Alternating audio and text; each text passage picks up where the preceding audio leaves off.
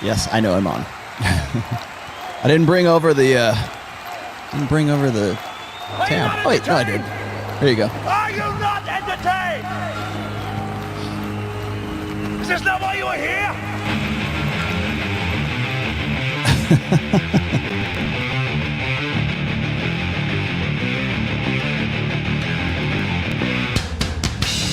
Did you like that? That's what I get for having my dogs in the room at the same time.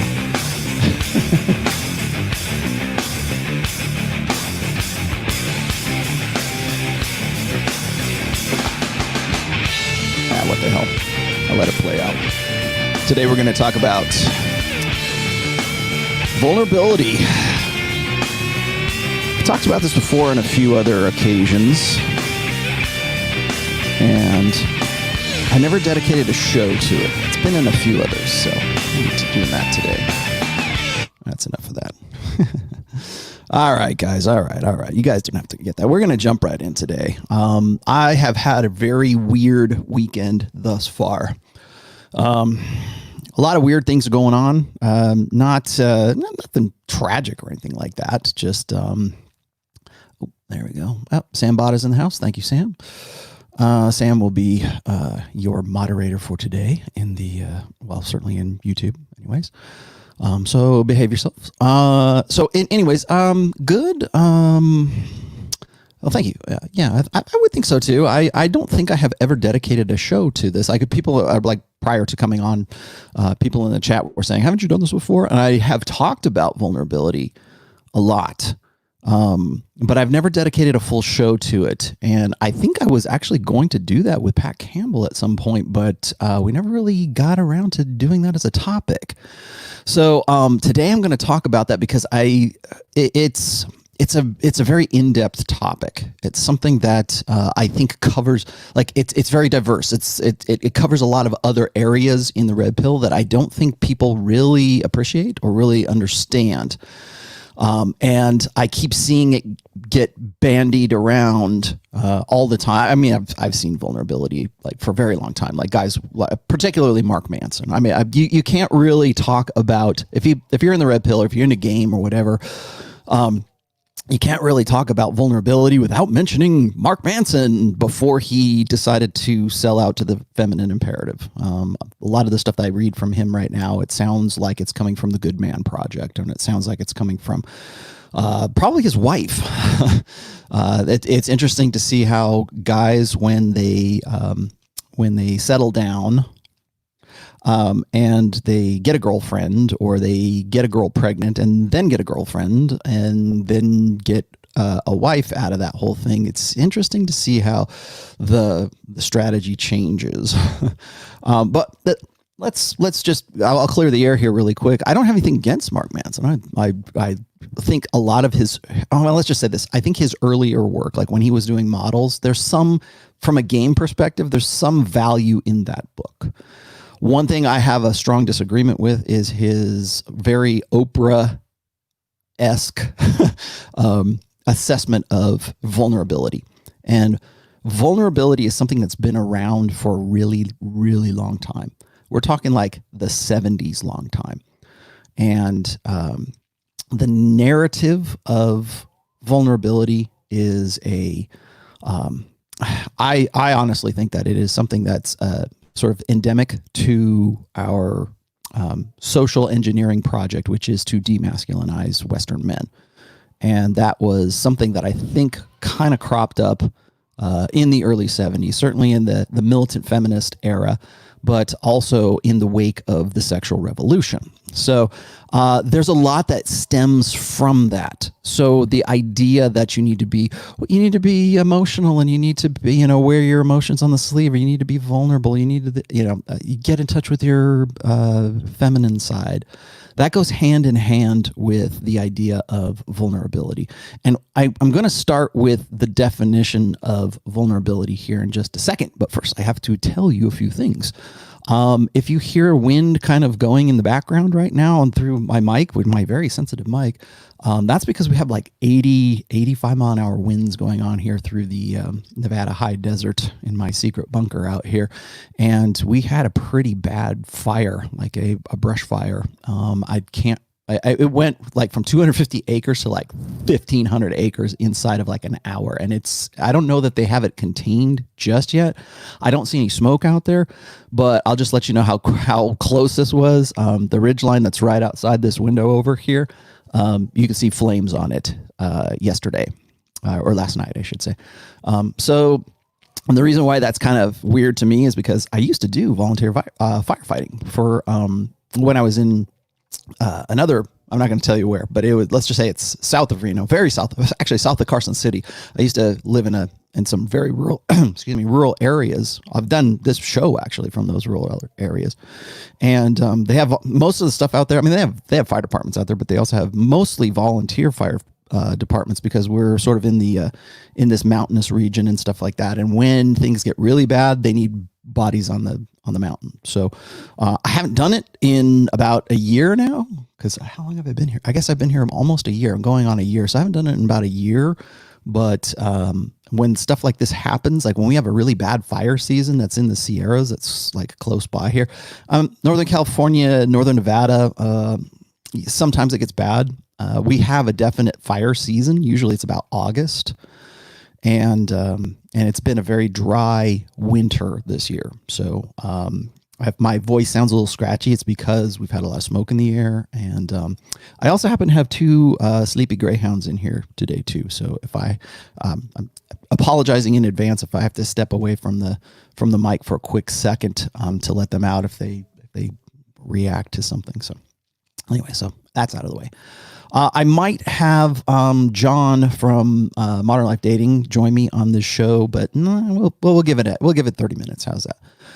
So, anyways, let's just get back to vulnerability here. When I actually have an essay that is in, I believe it is in the second book. I don't think I put it in the first book. The second book and it's called Vulnerability. And when I wrote this, it was in response to this constant repetition of the idea that men need to be vulnerable. You need to be vulnerable. If you're more vulnerable, like women want you to be vulnerable. You can't have an emotional connection with a woman unless you're vulnerable. You have to make your vulnerability known. And that's even when I wasn't like full on like red pill, even when I wasn't, doing what I do right now, that always kind of sat wrong with me. Not because that I think you should be just this. Here's what's funny about this is like when you say, just me saying that, the idea of vulnerability, particularly male vulnerability right now, is a myth.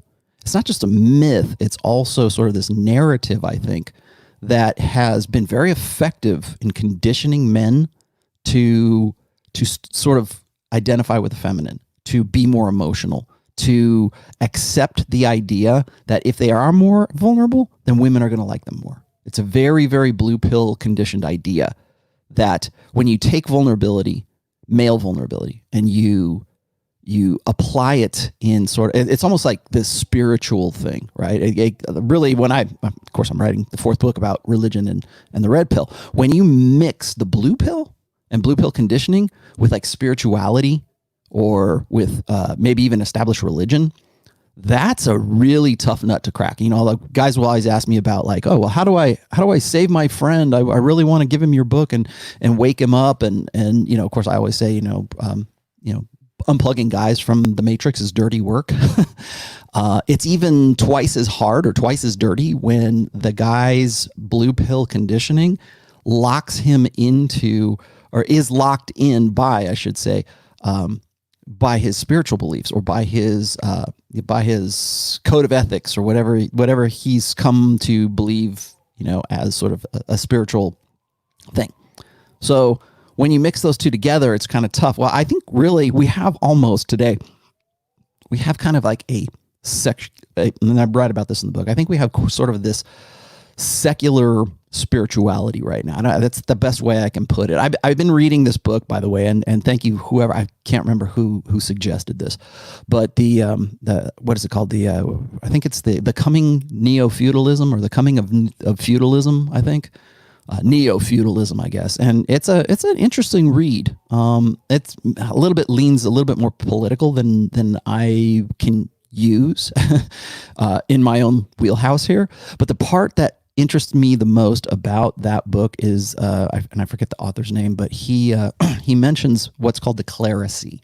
And rather than the clergy, which is the way that old world, like back in the Middle Ages, feudalism worked, there was a clergy, right? There was a church. And this is like, I'm not talking about like Eastern feudal, because there's, it was Japanese feudalism as well, but talking about like Western European feudalism. And then of course the clergy were very powerful, and they would be the arbiters of sort of social engineering, or social, like engineering things so that the society worked a little bit better. And of course, you had your moneyed landowners, and you had the military, all the different estates, right? Well, part of those estates, and I think it's a second estate, was the clergy. Well, what this guy's talking about is that in modern times, that clergy is no longer attached to a particular religion, but it is more about what I've called the village. And I called it the village in my third book, Positive Masculinity.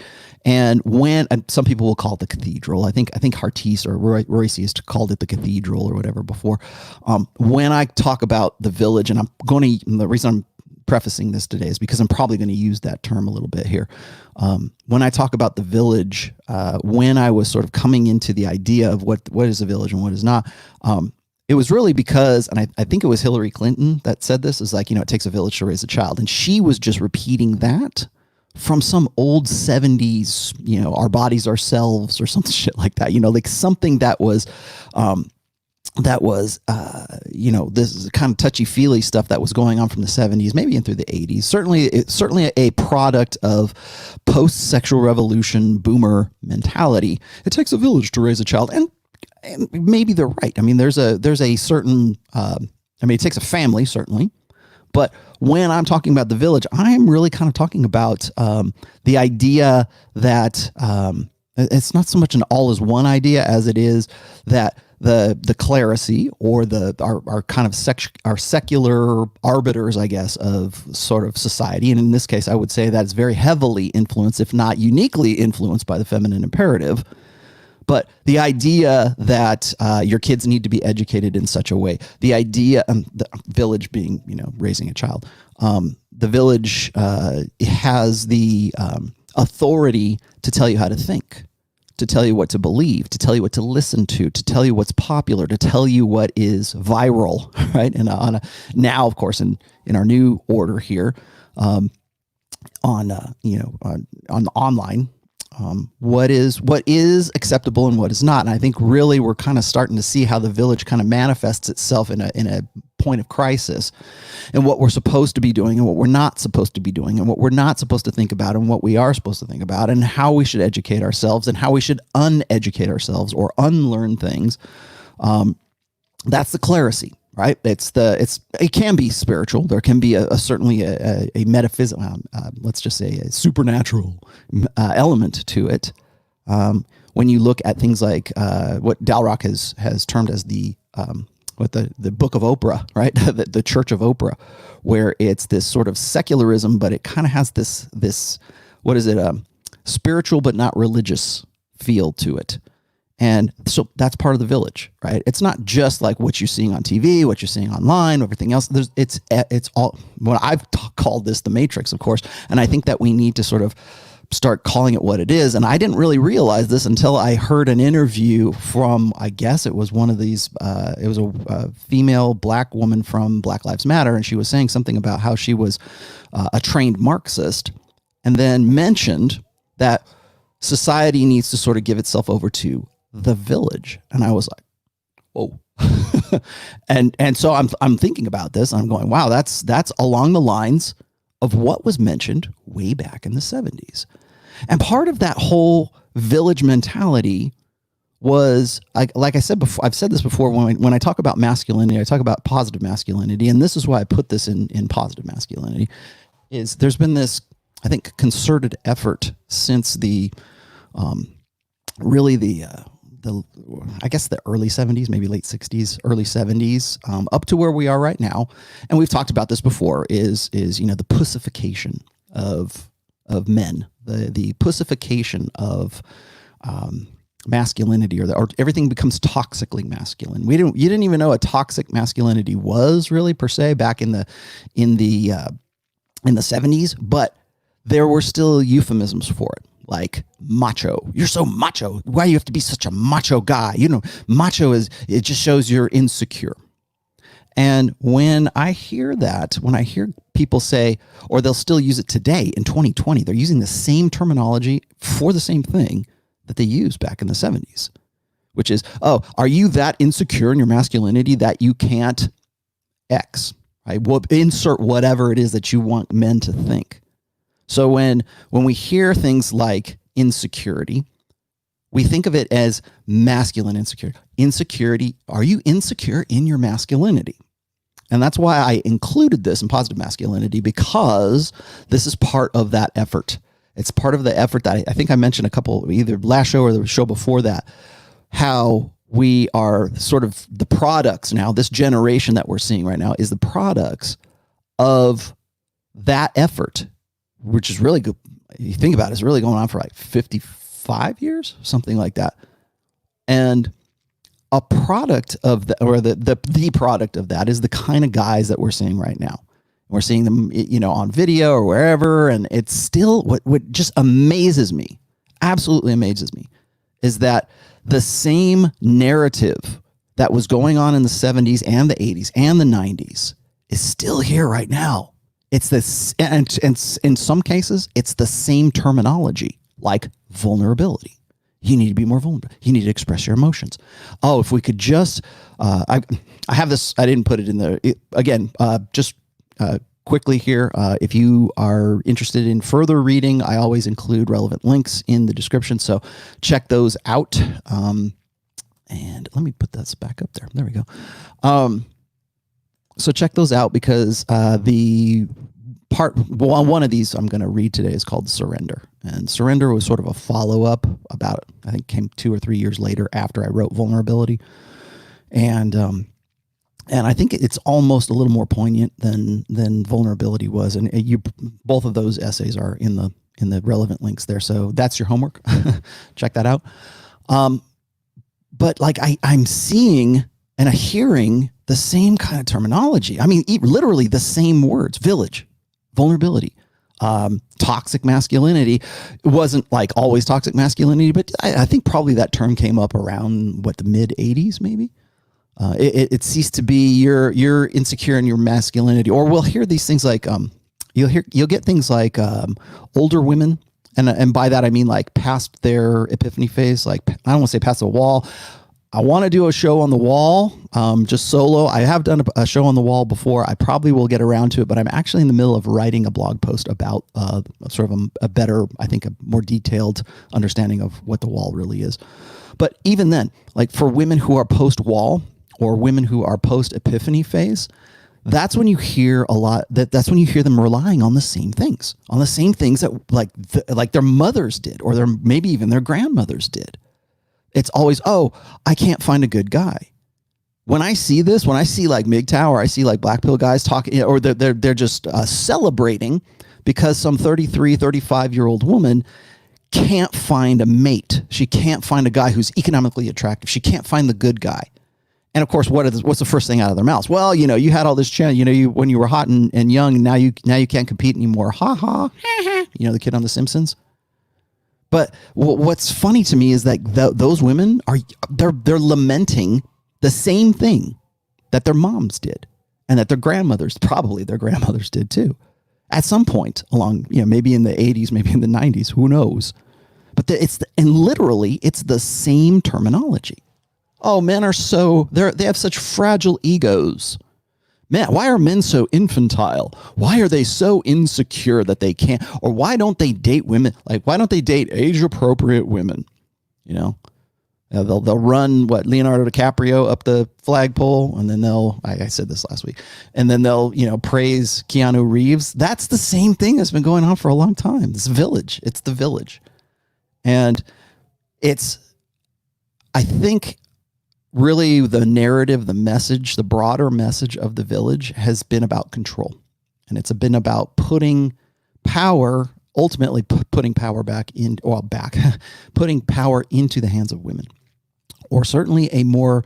And hear me out, because a lot of people will say, well, no, it's the Rockefellers, or it's the Jews, or it's this, or it's blah, blah, blah. Like it's the evil satanic cabal. It's the Illuminati, right? Well, there doesn't need to be those things, because there's such a decentralized, power base, I guess, amongst women, and this idea that if we empower women to the point, we'll have a better society, right? All the wars will be gone. Even the Dalai Lama, and I quote this in book 4, even the Dalai Lama, back on March 8th of this year, if you go back and you look at the Dalai Lama's Twitter feed, he will say, oh, women, I salute you, or something like that. And it says, please help me realize my vision or my dream of a 200 nation world, all governed by women. Literally, that's what he says. And this is a Dalai Lama, right? This is the guy who's sort of like all is one kind of thing. And you know who the Dalai Lama is. But like that's decentralized. And so it's this idea that we would be better off if if everything was more feminine correct. If men could just be taught to be more like women, and we put women into power, then we'd all sing Kumbaya, man. We'd all be in this utopian, egalitarian, blissful state. And I think that is very naive, as you probably would guess. So I wanted to make sure that I prefaced what I'm going to go into today with this, because I think vulnerability, or the idea of male vulnerability, is something that has been sort of a deliberate message over the course of really the last, let's just say at least the last 40 years, maybe the last 45 years. It didn't used to be called vulnerability. It was like, get in touch with your feminine side. It was, get in touch with your emotions. You need to be more like women. And when we talk about raising boys as defective girls, part of that is teaching those boys to emote, to be emotional, to be to like the benchmark, let's say, for correct behavior, for correct thinking, that the village will be happy to tell you how to think. The correct measurement for that, the metric for that, is by women. And I know that, like, I think it was when I was on with John, when was that? I guess it was Friday.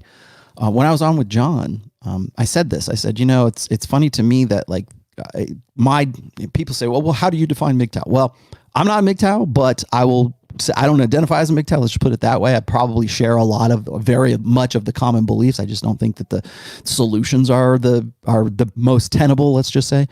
But one of those common beliefs is that, at least I think, this is the way I define MGTOW. The only defining, I guess, I don't want to say mantra, but the mission statement, let's say, for MGTOW is you don't use women as the metric for your life. You don't use women for the metric of your self-worth. You don't use women as the metric for your success. You don't use women as like that. And of course, why wouldn't I agree with that? Because I have talked ad infinitum about mental point of origin, which is pretty much the same thing. It's just called something different.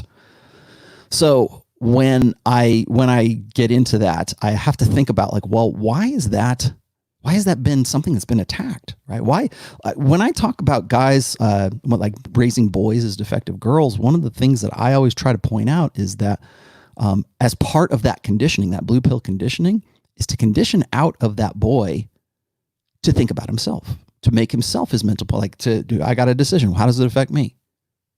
I mean, I'm not saying, that you shouldn't teach them to be pro-social and to think about others. You should. But the first thought is not about himself. It's about women. It's about mom. It's about something else. It's something outside of himself. And that's really easy to do with guys because male human beings tend to be more idealistic. So it's very easy to sort of take the personal focus that a man, but certainly a young boy, young man, older man, to take that focus and direct it outside of himself, to direct it at something else. It would, in the past, it's been like, well, we're going to go serve God. We're going to go serve family. We're going to go serve the military. We're going to go serve country. We're going to go, how can I serve? How can I be a better servant? And it's and that used to be a thing until the feminine imperative found out how useful that is. And it's always been a thing. I mean, it's like when you talk about courtly love or the romantic ideal, when you talk about bastardized chivalry, not necessarily the original intent of chivalry, but if you look at those concepts, all of those concepts focus a man's like being, I guess, or his sense of self outside of himself. And this is really easy to do, I think, because men tend to be more interested in things. Women tend to be more interested in people. Women directed inward, men directed outward. We want to see how our will can affect the world. And if we can get laid while we're doing it, so much the better. So it's really easy to direct that purpose, I guess, outside of a human male's self, right? Like when we say somebody's ambitious or somebody's power hungry, or we say somebody is very I'll say arrogant so much, but like self-centered, right? Not selfish so much, but we say something like a guy is that. We tend to think of those terms, or when we talk about a guy as such, we think of them in negative connotations.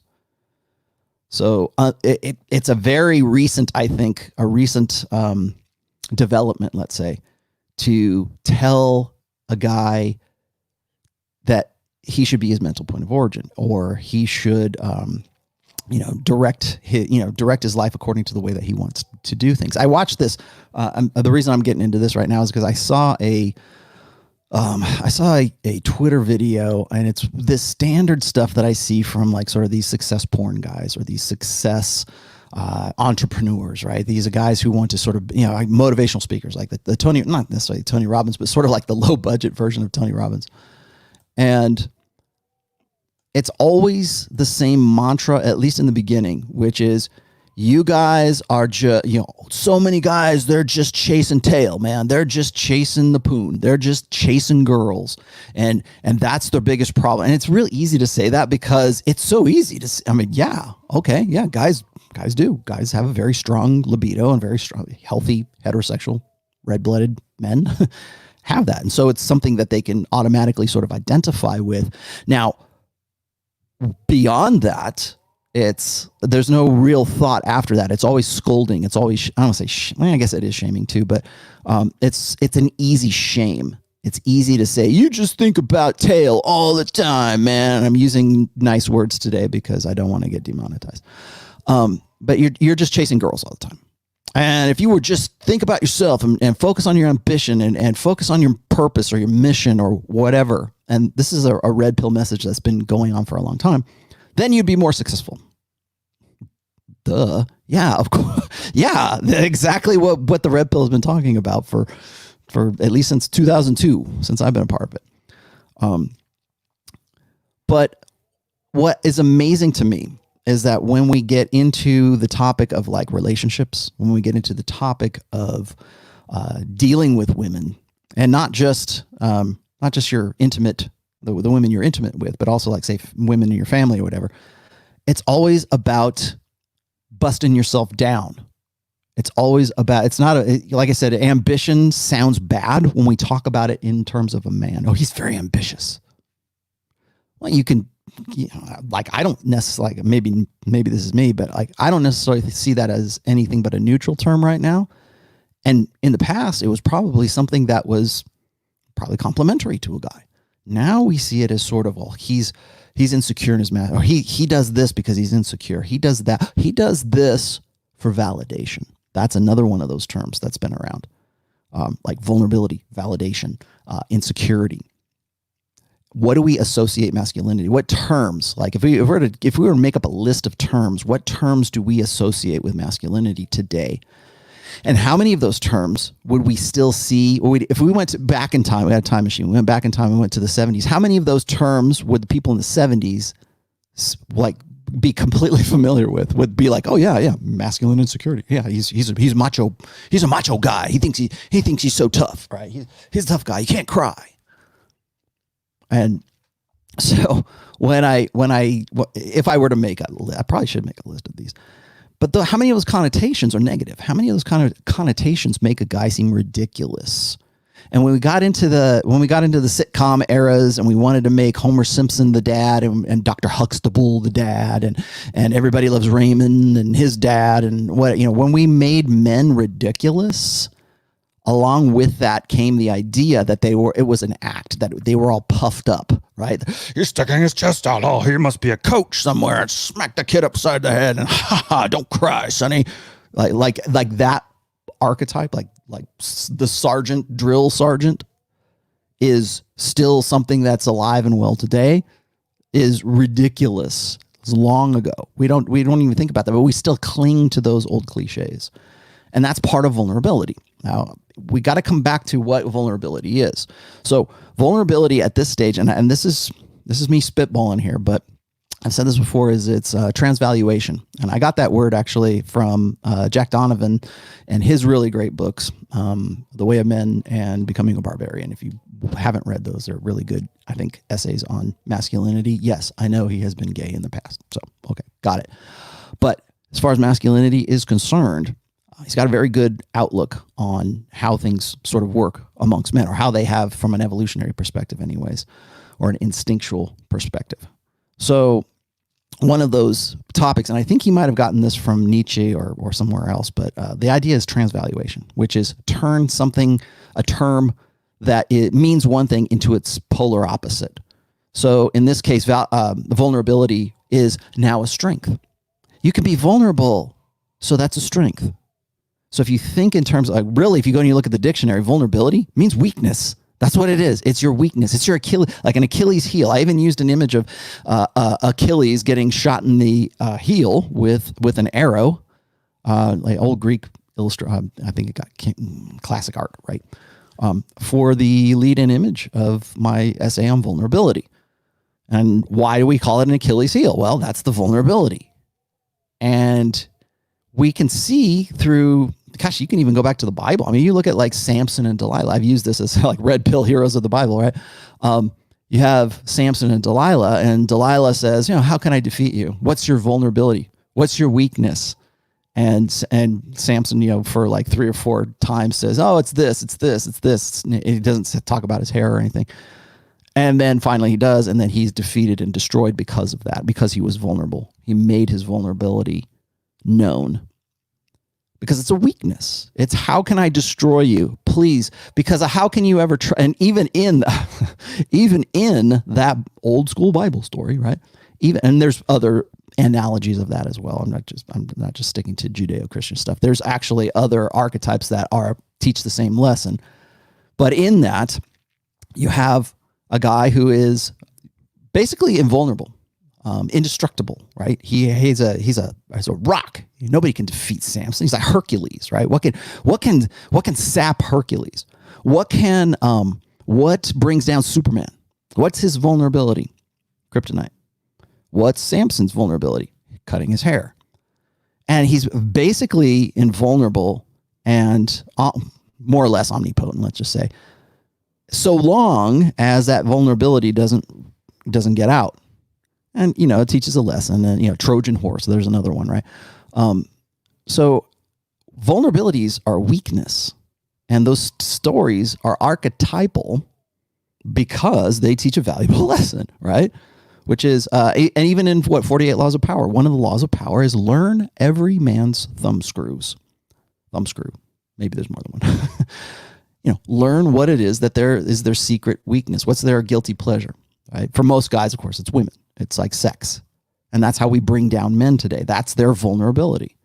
When we're trying to confirm Brett Kavanaugh to the Supreme Court of the United States, his vulnerability was when he was 17 years old in high school, he did something to some girl. And that was enough. That was enough to sort of bring him down. That was enough it didn't prevent him, but they tried, and it was a vulnerability that was being exposed. So there's that aspect of vulnerability. Now, a lot of guys are going to take me to task on this, and I have to also bring this out before I talk about anything else. Is lots of guys will say, well, that's not, when you talk about vulnerability, that doesn't mean real vulnerability. Vulnerability is this. Like, there's this redefinition of it. Like, well, you have to be able to be vulnerable, otherwise you can't love. You have to be vulnerable or you can't trust. No one says, women, you need to be vulnerable, because we kind of innately associate vulnerability with women. Like we call, there's a reason why there's that sort of maxim that women are the weaker sex, because they're vulnerable. And evolutionarily speaking, yeah, they are. They're not necessarily the weaker sex per se, but they are the most vulnerable sex. And we evolved according to their vulnerability. They're the incubators of the next generation. They have to take care of the children. They have to nurture the children. They have to, form collectives, right, in the tribe. They have to have a village. Imagine that. The village seems to be kind of like collectivism, communism, socialism, communitarianism. That's another word. There's your vocab. Well, one of your vocabulary words for this show is communitarianism. Go look it up. It's the village. It takes a village to raise a child, but it takes men to protect the women of the village. It takes men to be able to defend them. It takes men to be able to bring back the food from the hunt. And for millennia, for very many millennia, I don't know how many, 100,000 years, since the time we were living in hunter-gatherer tribes, women have been dependent on men for protection, have been dependent on men for provisioning, for nurturement. Let's just say, I guess that would be one. But in order for men to do that, they have to be in some way strong. They have to have some sort of defensibility. They have to, it'd be great if you want to know why Superman and Hercules and Samson and all these other, like these superheroes of old, do you want to know why those are such lasting stories? Is because that's the archetype. The archetype is that these are the guys who have 100% control over protection. They're the alpha males, and not just physically, but mentally as well. Except there's one weakness that we can sort of exploit. We can get in there. That's our thumb screw. But for women are always the vulnerable sex, because they're the ones who have to go through 9 months of gestation, have the baby, and then God knows how long to take care of that baby. This is the big heads theory, right? It's the reason why we are the smartest, why are we the smartest, species on this planet? Because we have big heads. Well, that requires a lot of resources, and it requires a lot of sort of adaptive trade-offs, evolutionary trade-offs. So if we're going to have big brains, that means that the human female and the human male are going to have to be designed in such a way, or evolve in such a way that we can put the next generation of that much smarter, hopefully, that much, well, let's just say survivable species, or our progeny into the next generation. Well, to do that, we have to have weak, vulnerable women, and we have to have strong, protective men, and we have to have ways and natural, I would say, natural proclivities for men to want to protect women, and women want to submit to men. Now we've flipped that on its head right now. We don't talk about this, of course, because we wouldn't dare say that women are the weaker sex now, because that's inappropriate. I might get banned just for suggesting that women are the weaker sex, but they are the more vulnerable sex, and they evolved, and their psychologies evolved as the most vulnerable. That's why we give them children when it comes to custody. Why is it that it seems to me like, for most human beings, right? It seems like it's better if a man and a woman are getting divorced, if the man goes and he pays child support, he's in the support role still, but he can't live with the woman because he might hurt her, or they just simply can't live together. Where's the kid going to go? With the father or with the mother? Well, at least 88% of the time, it's going to go with the mother, unless she's a drug addict, unless there's something really extenuating circumstances. But why is that the natural fit? Why do we think that? Like, why would a judge, like, let's just say back in the 70s or maybe the 80s, why would a judge, after like no fault divorce, why would that judge go, you know what? I think by and large, women are better with kids than men are. So we're going to award primary custody, if not sole custody, to the woman. That seems like the right thing to. Why? Why does that seem like the right thing to do? Well, because evolutionarily speaking, that's what we think. We think, well, she'd be a better nurturer. And then, so what do we have to do? Now we have to come up with these support programs. Now we have to come up with all this stuff that sort of backs her up. That's why, because women are the vulnerable sex. So they need special dispensation. They need special compensation. They need Title IX. They need the Duluth model of feminism. They need all this stuff because they're the vulnerable sex. They're the victims. That's another thing I get into in book 4 is victimology and how powerful victimology is. So when we think of women, it serves women, I think, more so than even like ethnic and religious persecution and stuff like that. I think it serves women more globally and more communitarian wise. I think it serves the idea of victimhood. We always talk about like female victimhood. They're the victims of these. They're the victims. Yeah, because they're the most vulnerable sex. So when a woman says you need to be more vulnerable, like how does that in any way make sense? Well, what that is saying is that I am a vulnerable woman. We are all in this gynocentric social order. And if we're ever gonna realize the Dalai Lama's vision of 200 nations ruled by women, then you're gonna have to show me some vulnerability. Then you're gonna have to pretend, or at least you're gonna have to learn that the female way, the emotional way, is the correct way. I say this in a lot of my essays where I talk about female correctness. The way that females do things is the communitarian, social, gynocentric social orders correct way of doing things. So when a man thinks like a woman, talks like a woman, behaves like a woman, puts women's interests before himself, when he does all that stuff, that means he's on board, right? But yet women despise that guy. They don't like to kiss up. In fact, those are the nice guys, right? Those are the guys that women have said that they want to punch in the face when they're trying to explain, hey, look, I do all these things that gynocentric social order has told me to do. I'm the perfect guy. How come you keep going banging Chad? How come you keep going and getting with a hot guy in the phone can party, right? How come you do that? Well, I don't know. I'm just following my heart. Yeah, well, you're following your biological evolutionary imperative. And so when women say like they're confused, like, I don't know, I'm so confused. I can't help myself. I know Joe is the perfect guy and he's got a great job and he loves his mother and he loves puppy dogs and he wants kids and he comes from a good family and he goes to church every Sunday and blah, blah, blah. But I can't help but get with Biff. I don't want to use Chad anymore. I can't help but get with Tad or Kyle, whoever, I don't know. What is it? Kevin in sales. I can't help but get with him. I just don't know. I feel confused and conflicted. You know, I want to get with, what's his name? Sterling Gray in 50 Shades of Grey, or Christian Grey. I can't believe I really want to get that, but I know it's illogical. I have cognitive dissonance, but I'm going to go with the one I'm going to go with the choice that works for me right now. And then hopefully if that doesn't work out, you'll still be there waiting for me. And most guys will, because most beta chumps are conditioned to think that whatever she says is the right way to do things. And so part of that vulnerability on the part of women gets transferred over to the vulnerability of men. So the correct way for men to be is to be vulnerable, because women are vulnerable. So you've got the separation, I think, between the gynocentric social order anyways, when we can do this. And I think really a lot of guys, and this, I hate to do another aside here, but I have a lot of guys who will tell me like, well, feminism and the feminine imperative and the gynocentric social order only works when in very wealthy societies and stuff. And I'm like, well, yes and no. I understand why it's probably more pronounced in certain societies, but it's global now. And it's not just in Beverly Hills. You know, it's in the ghetto. It's in Argentina. It's everywhere right now. It's being exported.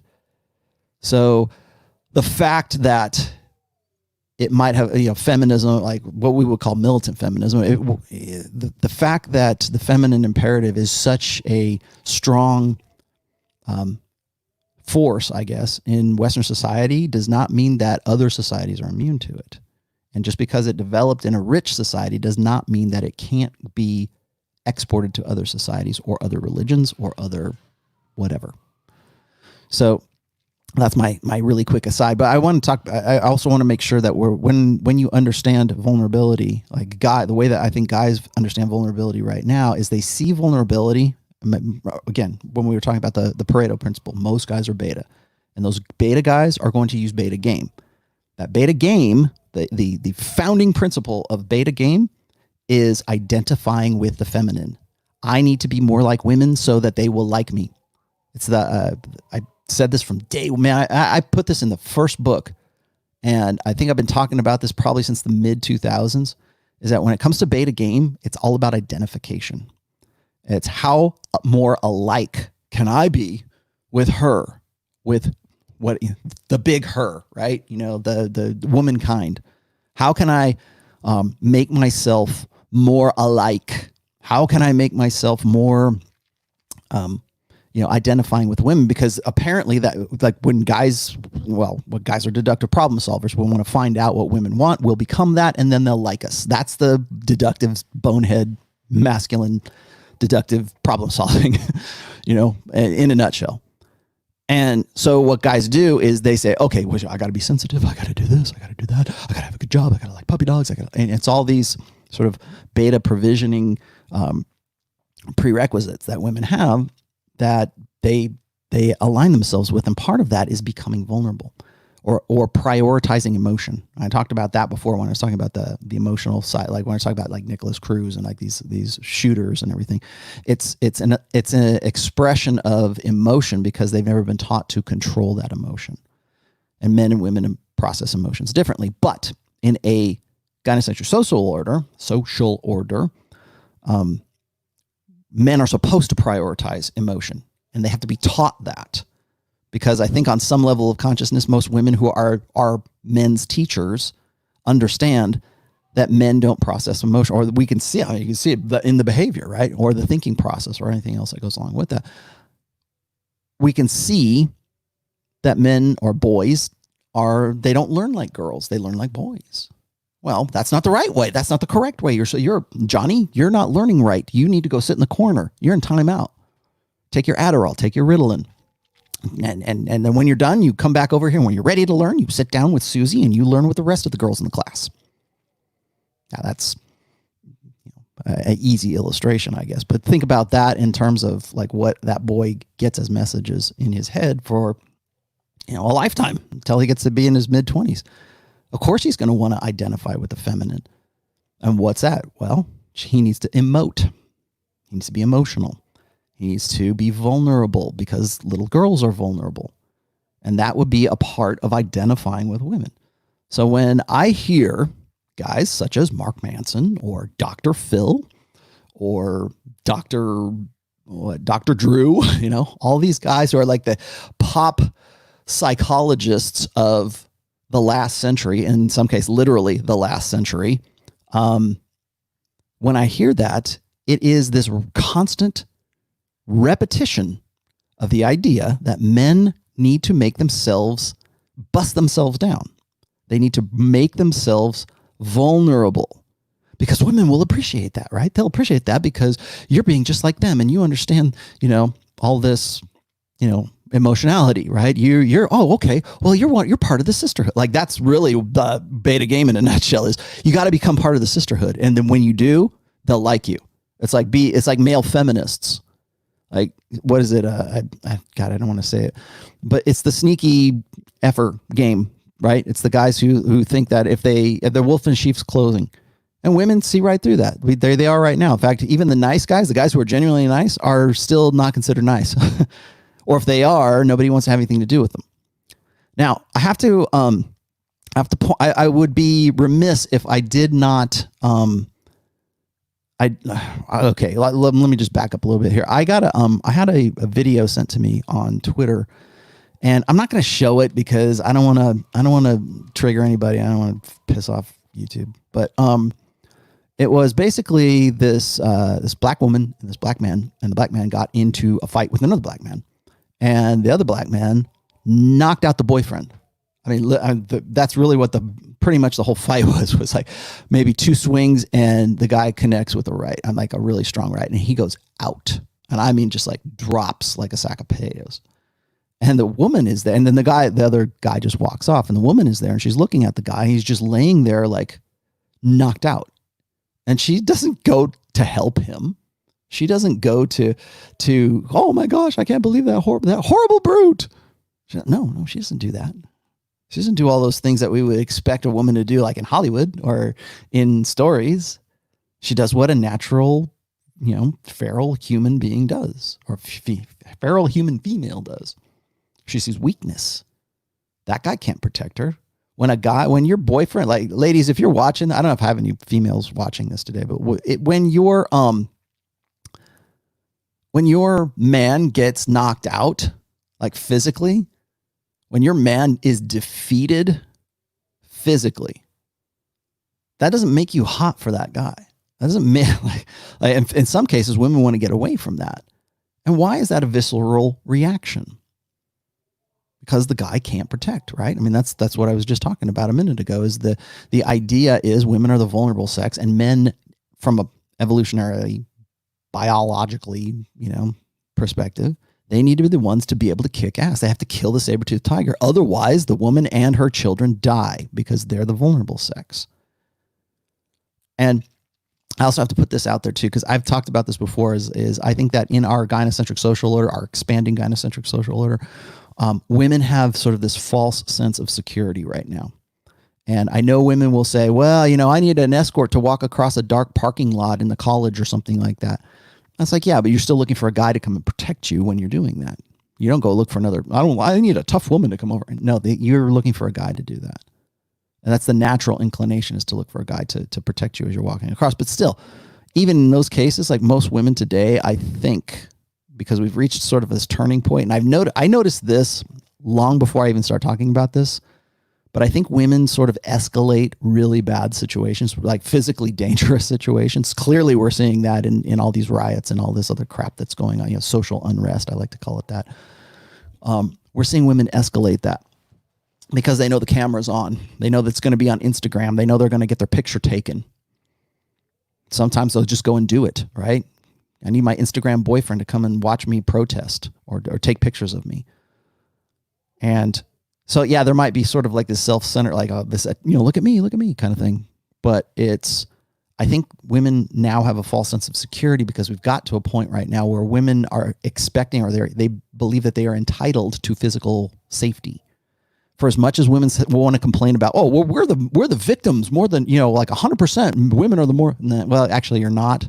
When it comes to violence, men are like 79% of the victims in physical violence. Now, yes, men actually perpetrate physical violence more than women. You got that correct. But men are also the recipients of male violence as well, more so than women. Now, that's not to say that women don't get it. They do. Okay, yes, then I'm not advocating anything for that. Yes, women deserve to be protected. But I think really right now, at least in more affluent societies, women tend to be a little bit more comfortable that if a man so much as raises his voice to her, that there's going to be 10 guys within earshot that are going to come over and go, hey, what are you talking about? Like guys look for opportunities to step up and be blue pill white knight. Sometimes they get shot for that. And I think I talked about that case before. But I think women escalate inherently unsafe situations because they think that, hey, I'm the center of it's that solipsism again. It's like, I'm the center of the universe kind of thing. And I'm going to push this bouncer who's like 6'5", and I might be a little tipsy, but he's not going to hit me because I'm a girl. Maybe that's true. Maybe that's not now, but there's that. That's sort of a counterbalance, I think, to women's vulnerability, because I think at this stage we've made men think that vulnerability is something, or weakness, or whatever, expressive emotionalness, vulnerability is a strength, and that's something that sets them apart, when in fact they're the herd. Vulnerability, the idea that vulnerability is attractive, is a herd mentality amongst guys. And you want to know what the myth of male vulnerability is that vulnerability is in any way ever appreciated by women, or ever a strength for guys, or ever a selling point, right? I'm a vulnerable guy. I cry sometimes, or I like movies with animals in them. Whatever. The idea that a weakness is something that women appreciate, particularly in a society where every man sees that, or has that as part of his personal belief set, right? That's his clerisy belief set, right? His belief that, well, this is what. It's not so much, maybe it is a religious belief too. It can be, depending on the religion.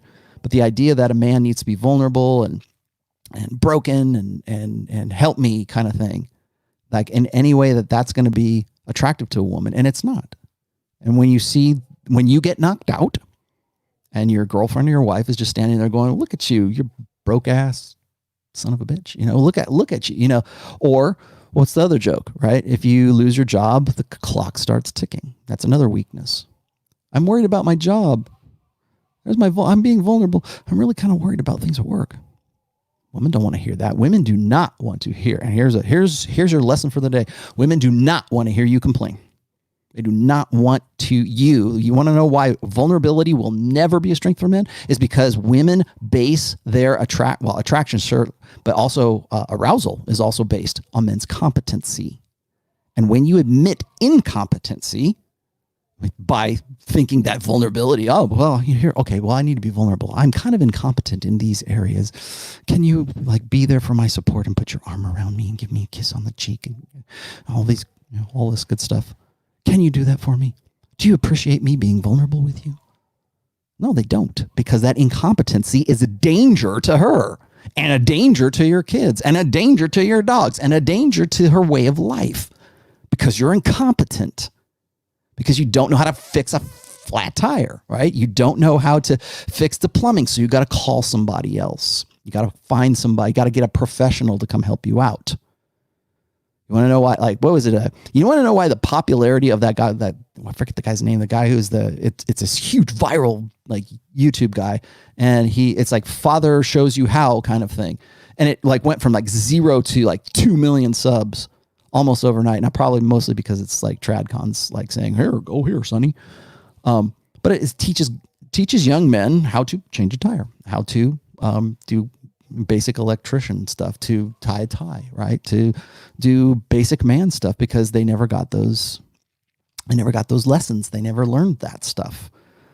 And yeah, maybe that's a failure on the part of the fathers, but it's also a failure on the idea that it takes a village to raise a child. Well, guess what, village? Here's your children. Here's your petulant, pansy-ass male children who are incompetent or completely incompetent, and they think that expressing vulnerability and revealing their incompetence is an attraction cue. No, it's not. She's going to walk away from you because you got knocked out and you're laying on the sidewalk. You can't protect her. You can't fix the house. You can't whatever that you probably should have learned, probably in generations past before you learned how to do, because they had an interest in it. I've talked to women whose sons have told me this, is that they have a kid who's a teenage kid, maybe 13, 14 years old, and they don't want to get on the drive-on lawnmower because they're afraid of the drive-on lawn, a driving lawnmower kind of thing, to go mow the lawn. This was back in Florida. And I'm like, when I was 14 years old, I was stealing my dad's car at night because I wanted to drive so bad. I wanted to learn how to drive. I was doing delinquent ass things when I was 14 years old. The kids today, and I hate to sound like, well, you're going to sound like the old guy, get off my lawn. But it's true.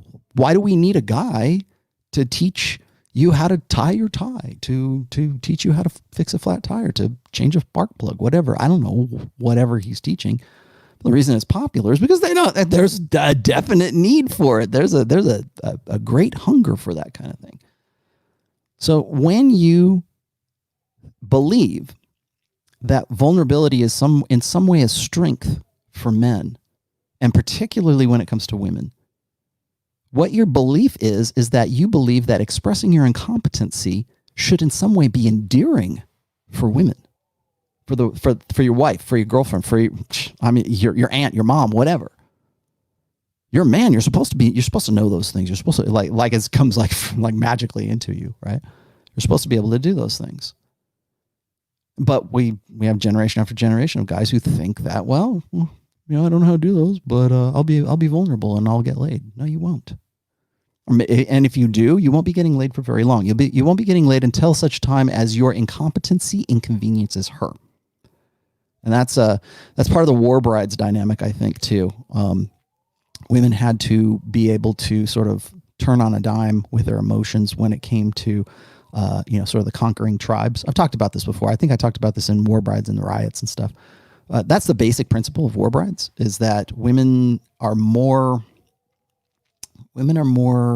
prone, they have a bigger proclivity, I guess, excuse me, to what is it? Stockholm syndrome, right? To fall in love with their captors because they had to. It's a survival adaptation.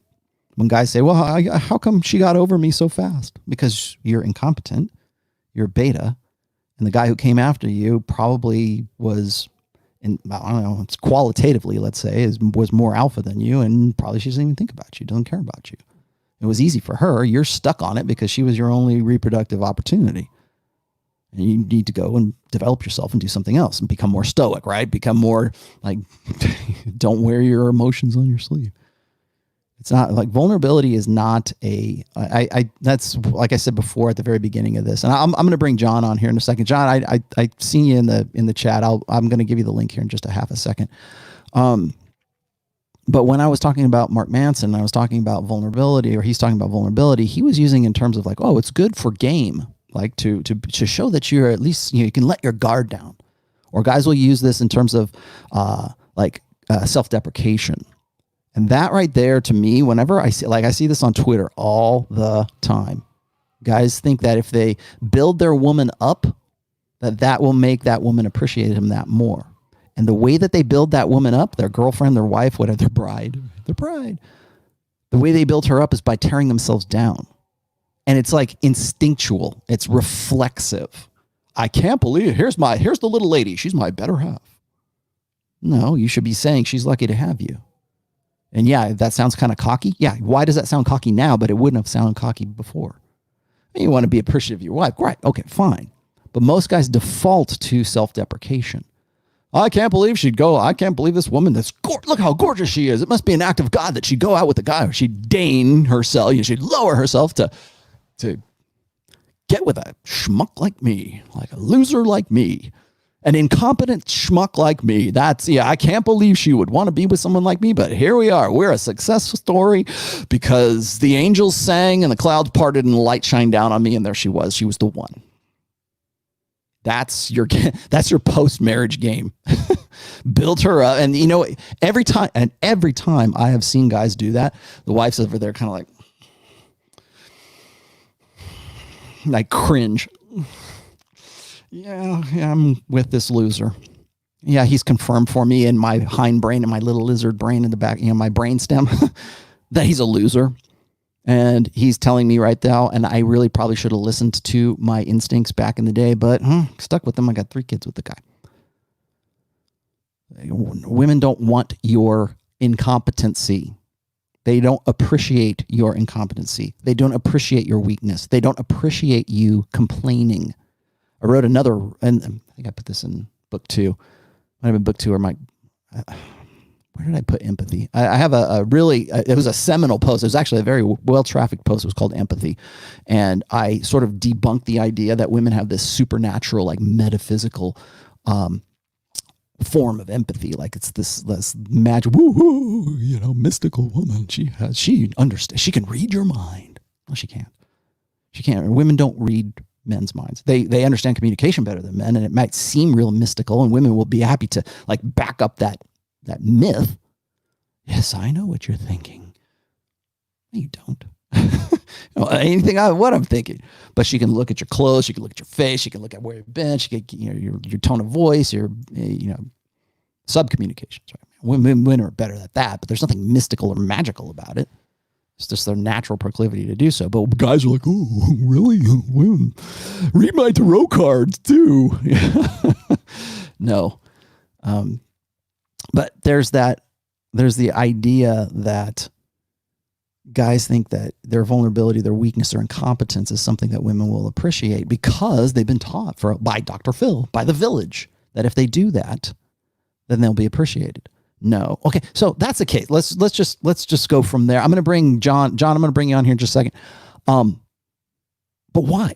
Why would that be a narrative? Why would vulnerability be a narrative? Why would vulnerability, like if you're going to look at, if you're going to use Mark Manson's models book as you want to throw that at me, okay, fine. If that's the case, why would we even think that vulnerability would be a strength? Why would certainly my generation, because I've been like when I was a kid, I heard this. I was a teenager. Well, I heard this, right? So it was in the 80s, certainly in the 70s. Don't be so macho. You need to get in touch with your female side. Okay, well, why? Why would that be a bonus? Why making like I'm naturally a masculine guy. Why is masculinity bad and femininity is good? Why is it that admitting my vulnerabilities should in any way endear me to women? Because it busts you down. It puts you down where they are. It brings you down to women's level. Now you're vulnerable with them, just as vulnerable as women. Now there's going to be I'm saving this for last because there's actually sort of a caveat to this. It's today's talk is going to be kind of like 48 Laws of Power. If you ever read 48 Laws of Power, Robert Greene will define like what the law is, and here's some examples of it, and counters to that law. But at the end of every law, he gives you sort of the reversal, and there's a reversal to male vulnerability, and I'll talk about that here in just a second. John, I'm going to give you let me get you the link here real quick if you're still watching. I don't know. I'm sorry, John. I meant to bring you on sooner, but let me get this real quick for John. And there you go. Okay. I gave you the link, John. Let me get to a couple of these super chats here before I sort of tell you what the reversal of vulnerability, male vulnerability is. Sam Whiskey, sorry I can't get to your actual super chat, but Sam Whiskey says vulnerability attract women like Lorena Bobbitt. That's interesting. Like, I know you just meant this as a joke, Sam, but when Lorena Bobbitt, okay, yeah, it's off your dick. But Amber Heard is a better example of this. Because you look at Johnny Depp, where everybody thought, well, Johnny Depp, he's a good-looking guy, man. He makes a lot of money. He's an actor. He's funny. He's got everything any woman would want, except for a BPD like Amber Heard, who's been with. Well, let's see, who else has she been with? Elon Musk and other celebrities and other very rich men. She's a predatory female, for sure. I mean, if I was going to say, well, what's the definition of? Can you give me an example of a predatory female or by? I hear a lot of guys say like they don't believe they don't believe in borderline personality. Like it's some sort of like trendy way to say women are just crazy. No, there's actually a thing called borderline personality disorder. And if you don't believe, I've lived through it. I lived through 3.5 years of it. But Amber Heard, right? Amber Heard's she's a textbook example of BPD, but she's still a woman. And when people, I should probably do a show about BPD, or at least my experience of BPD. But when women are sort of imbalanced like that, it doesn't take away their nature. I think it amplifies it in certain ways. So when you have Lorena Bobbitt or Amber Heard, or a female who is borderline personality disorder, she's still a woman. So she's going to react more violently, maybe more intensely, when she sees male weakness. The same thing she did exactly that with Johnny Depp. And now we're just starting to see this. And what's really interesting is that Johnny Depp, who tried to do everything by the gynocentric field manual with women, is suddenly now like he's being, sort of exonerated from all the crap that was going on. But what's the response? There's people saying, well, we got to get Amber Heard fired from Aquaman. All right. Well, Johnny Depp got fired from Pirates of the Caribbean and lost out on a lot of work because of Amber Heard. And why do situations like that amplify? Why do they exponentially they grow, they grow out of all proportion? Because she sees him like this guy who should be bulletproof. He should be Superman. He should be all of these things. He's good looking. I'm not going to say he's alpha. Maybe he's alpha. I don't know. Let's just say you got a guy who's good looking. He's alpha. He's got social proof. He's got pre-selection. He's got money. He's got fame. He's got everything that's on women's 436 point bullet list. If he gives that appearance, or if he in some way is living that out, and he shows one thing of weakness, maybe it's endearing for a second. But if you got a BPD woman what she'll do is she'll amplify that weakness and that incompetency out of all proportion. So when I talk about guys, and I look at like a guy like Elon Musk or Jeff Bezos, these are very powerful, very rich men, but they're very blue pill when it comes to women because they've never had any occasion to really think about it. And so what happens is when you get a BPD woman or you get a predatory female who gets involved with these kinds of guys, they're supposed to be the most powerful men in the world, but they're being vulnerable. They're being weak. Here's cut my hair and I'll be powerless. Shoot me in my Achilles tendon and I'll be powerless. You know, how do I defeat thee, Samson? Well, Jeff Bezos, gets with Lawrence, and his thumb screws are women because he's still blue pill. He still doesn't get it. But he thinks that his vulnerability is the way he should be doing things. Jeff Bezos could be living like Dan Blitzerian, and he's with Lauren Sanchez. To me, that's a guy who doesn't get it. And I'm not saying he has to live exactly like that. I'm just saying, he could get with a higher caliber woman if he's going to go through all that trouble to give, Mackenzie Bezos $33 billion, in a divorce settlement, at least get a hot piece of ass on the way out. But he doesn't because that's his weakness. He doesn't understand it. I'm going to bring John on. John, what do you think about all this mess, my friend? Dudes are pussies, man. Have you been watching? Did you watch this whole thing? Have you been watching thus far? Yeah, I'm going to get into some of these super chats here in just a second, but I wanted to let you chime in because you said you wanted to talk. So yeah, I've been watching for. I'm getting a little bit of an echo. Give me 1 second here. I have to turn off audio process. There, now it'll go off. How's that? It's fantastic now. Okay, we're good. All right.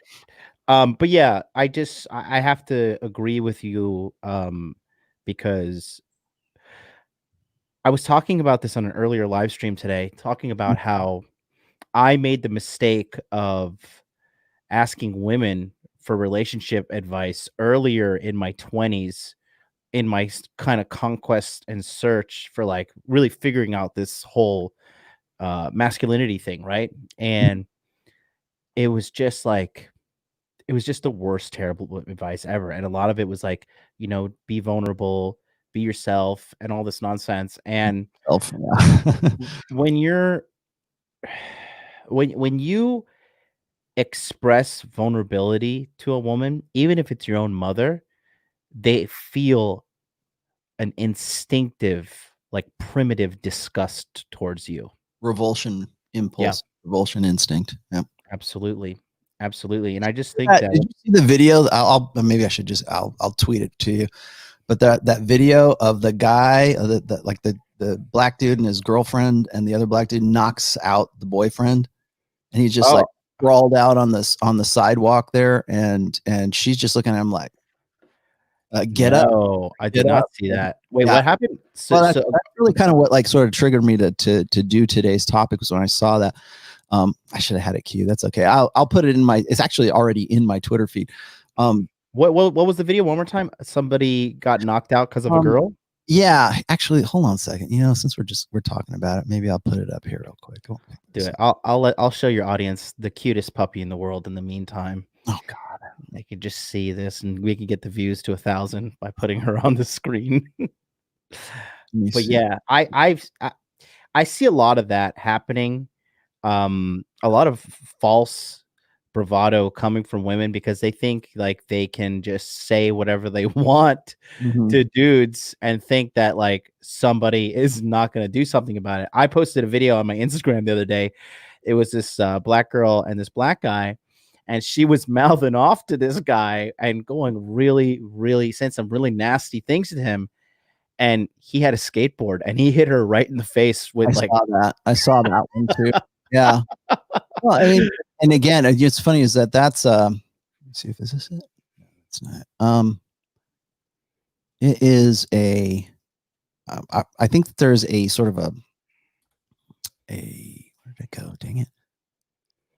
I had it just a minute ago. I think that women have sort of a false sense of security right now, and definitely we're starting to see this sort of play out. I think in the riots and stuff. Like I think women believe that like they'll never get like shot in the face with pepper spray, or they'll Did you never. see what James Wood tweeted out? No, what he said.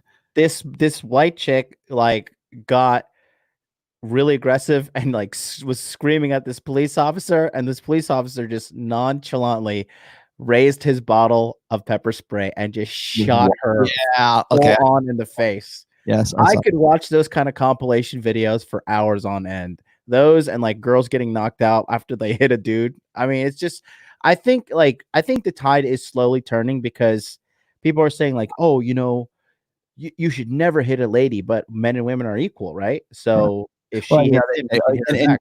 And you know damn well what's going to happen. People are going to go, oh, equal rights and equal lefts. I don't think that guys should be hitting women. Okay, let's just be clear here. I do too, but if the girl hits me first, yeah, okay, I get it, because people want to say, well, we're all equal, but we're not all equal, and we're never going to be equal. You're not going to have that egalitarian, even in the most egalitarian society, where you say, oh, well, look, she smacked him first, it's on video, and he smacked her back, so tit for tat, right? Eye for an eye. No, that's not how it works, because as soon as the guy lifts his hand to that woman, he's dead. Particularly in like, countries like India or something, even if the rumor is that guy raped her or he raised a hand to her, that guy will not go to jail. He'll be dead in the street because a woman said something to him, or said something to the village elders or whatever.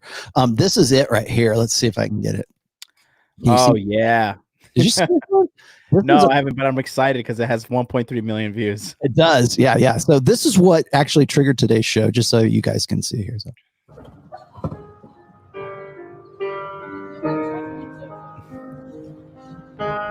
I mean, look at the reaction from her. Oh no. Oh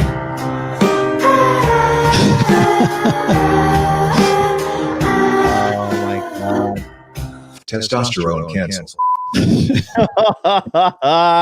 And I'll tell you the thing that gets me, and I'm just going to read this first one here. She said, this girl right here, she says, okay, so here's the thing. I don't think I could watch my man get put to sleep like this and still be attracted. Just being from where I'm from. I don't think it's from where you're from. I think it's just an innate reaction for women. Because that guy, guess what? He's laying on the ground, and the other guy walks away. Who's competent?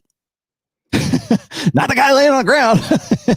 The guy walked away, right? Who can protect her? Not that guy, clearly. And so she says, just being from where I'm from, we're used to our men protecting and doing the sleeping, not getting slept, if that makes sense. Yeah, it makes complete sense. And it's not about where you come from or your ethnicity or anything else. It's just simply how it's how things are. Do you think that chick has a girl? Do you think that chick who wrote that comment has a boyfriend? Probably. And I would say the girl who wrote that probably does. But remember, like, if you go and look through that, I'll put the link up. Well, actually, just go look at my Twitter feed, you'll find it. But like, if you go and you look at, like you said, the 1.6 million, something like that, people are responding to this, and it's a lot of the same, right? Yeah. She's just sitting there going, well, he got knocked out. That right there is pretty much proof positive. That's proof of concept that guy can't protect her from that guy. That is the ultimate incompetence, is to be defeated by a rival. And I've done essays about like violence and how violence turns on women, and it depends on the context, but usually violence pretty much turns on women. Women get hybristophilia, men tend not to. Let's just say, if at all, that's a female thing. So the only thing I can determine from that is that it is something that is sort of endemic to women's psychology.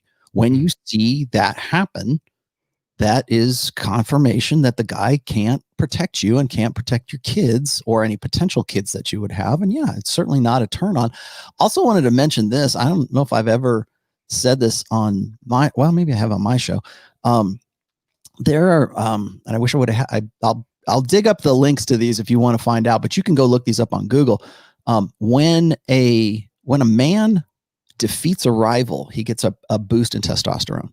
Yes. The guy is victorious. When a guy gets a bump in pay, when a guy gets a promotion, when a guy's sports team wins the World Series or the Super Bowl or whatever, those guys, if you were into what's the Kansas City Chiefs last year, you probably got a spike in testosterone for like maybe the night of or the day after kind of thing, because there is that association between like victory and defeating someone. They've also done studies for like, I want to say it's mixed martial arts guys, but it could be just like martial, like, I don't know, Taekwondo, whatever. Guys who get into, physical sports, contact sports, and they knock another guy out. The guy who is victorious is the guy who gets the boost in testosterone. Yeah. The guy laying on the ground has reduced testosterone because of that. Oh, yeah. And I also read this. I don't know if you've read Alpha God just yet, but in Alpha God and I didn't realize this until I read this, but in Alpha God, there's psychological studies right now that are kind of digging into the evolutionary reason for depression and how depression, and maybe things are a little bit different in our modern times, but from an evolutionary perspective, depression was, or at least this is what they're theorizing, it was a survival adaptation, so that guys would get depressed, or they would get sort of down on themselves, or whatever, despondent, whatever you want to call it, like the things we would take antidepressants for right now. And this is specific to men. I don't know enough about women to speak about it, but for guys who get depressed, that what that means is that they won't they would be less likely, let's say, to put themselves into positions like this guy who got knocked out. Like it's a survival adaptation in the sense that it prevents the mentality, the propensity, let's say, for depression, prevents these guys from getting into life-threatening situations with a rival that would either kill them or certainly take them out of the gene pool. Let's just say, they would be selected out. And so when we're talking about vulnerability, here's a guy who just he's laying on the sidewalk now, and that's his vulnerability. Yeah. And maybe he got sucker punched, right? Maybe it doesn't matter. And that's the impression that, like, a woman says, you can't protect for me, you can't provide for me, you can't do the things that I need you to do for me. Therefore, I need to go find another guy. And you want to know why women have such an easy time moving from an X to a more, let's just say, more alpha, more powerful X, or more powerful boyfriend? That's how it works. You're forgotten, and the new guy steps in. And that's just, I hate to say it, but I mean, it seems like so impersonal, right? Because it's like, well, it shouldn't be that way. We're all carrying, we should be able to rise above that in our higher selves. Yeah, maybe we should, but that's what we experience. That's what we feel. That's what women feel. And if you read the rest of that thread, you'll understand what I'm talking about. Yeah, I noticed it's not a good thing to bring your girlfriend to like a jujitsu class or whatever, especially if you're like a white belt and you're gonna go spar with another dudes that are just like better than you, like because they just don't understand it, and their small primitive brains that in order to get better, you're gonna have to lose. I've done that before, actually. I have when I was dating Mrs. Tomassi, and this is when we were dating, I did a martial art. I'm not going to say which one because somebody will go, that sucks. But I'm not going to tell you which one. Under their mountain of Cheeto dust. I was good at this. I wasn't a black belt, but I was good enough to go spar with my own belt classes, right? And that's usually how the tournaments go. So we drove, it was like one of our first dates. And we were still, we were together at that point, and we went down to Sacramento. I did the tournament. I actually won my sparring division. And that night, man, we got at it like freaking rabbits, man. It was like, I specifically remember that night, and that was a long time ago, but I specifically remember that night. And that was a lesson that taught me that like violence is something, even if it's just simulated violence, right? We're wearing pads. It's not like we're like, I'm drawing blood or anything like that, but like just the fact that you are the victor in those situations, I think that does something to women's lizard brains. So to actively say like, you need to be more vulnerable. What that says to me is you need to be more beta. You need to be, what it is to me, when we have a popular social convention that men need to be vulnerable, like your vulnerability is a strength. Your vulnerability is hot. Women love that. They don't want a guy who's just stonewalls them all the time. They want a guy who's going to, he's going to express his emotions. Oh yeah. Yeah, but the guy. Well, I wanted to also at the last. I'm going to get to maybe we can go through some of these super chats here in a second, but I wanted to also give the reversal to this. And the reversal is this: is that the only time that I can think of that vulnerability is in any way attractive to a woman is when your predominant personality is alpha, and when your predominant personality is a guy who can kick ass and take care of himself and take care of her. So I hear this all the time. Like guys will say, or women will tell me, like, "Oh, he's so emotionally unavailable." They still stick with the guy, right? They'll still stick with the guy who's like the jerk, or because he's hot, or because he's built, or whatever it is. But he's not emotionally there, and that's part of the Beauty and the Beast kind of narrative, right? He's this beast, and he just he's uncouth, and he just doesn't express himself, and he's not like civilized. And I wish he would be civilized, but I'm in love with the beast. But when the beast finally shows his like sort of his Achilles heel, when he finally shows just that little bit of vulnerability, but he's predominantly alpha, what women do is they kind of swoon for that stuff. It's like they see that one little bit of vulnerability, and they go, "Oh, he's Superman, but he's telling me that kryptonite is his vulnerability." Now, what that is, you can go and you look at like stories like Samson and Delilah. That's the first thing Delilah says to Samson is like, "How can I trust you? How can I marry you? How can I be your companion if you won't trust me?" Mm-hmm. He trusted the wrong woman, women in general. But but it's the idea that the guy is invulnerable, and that he loves that woman so only that woman, because she has this magical feminine mystique. But only that woman can tame Tarzan. Only that woman can make the beast turn into the prince. Only that woman can bring that out of him. And you'll see that narrative in everything from like Ovid, like from Greek, romantic literature to Shakespeare to, everything.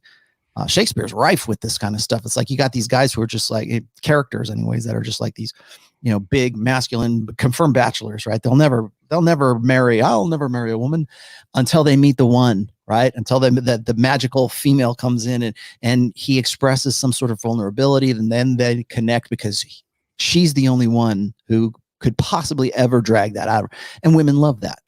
So if your personality is predominantly like invulnerable, is predominantly alpha, is predominantly strong, is predominantly Superman, and that's just me being, I'm going over the top here, and then you show that one little vulnerable side, or you cry when your dog dies, or your mom died, whatever, you have those things. She's there to sort of be to sort of console you.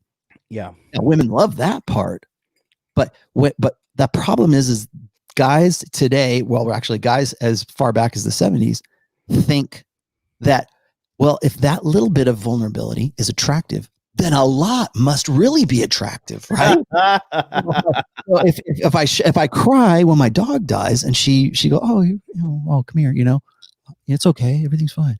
What Rollo, do you personally desire that type of attention from a woman, that pity attention?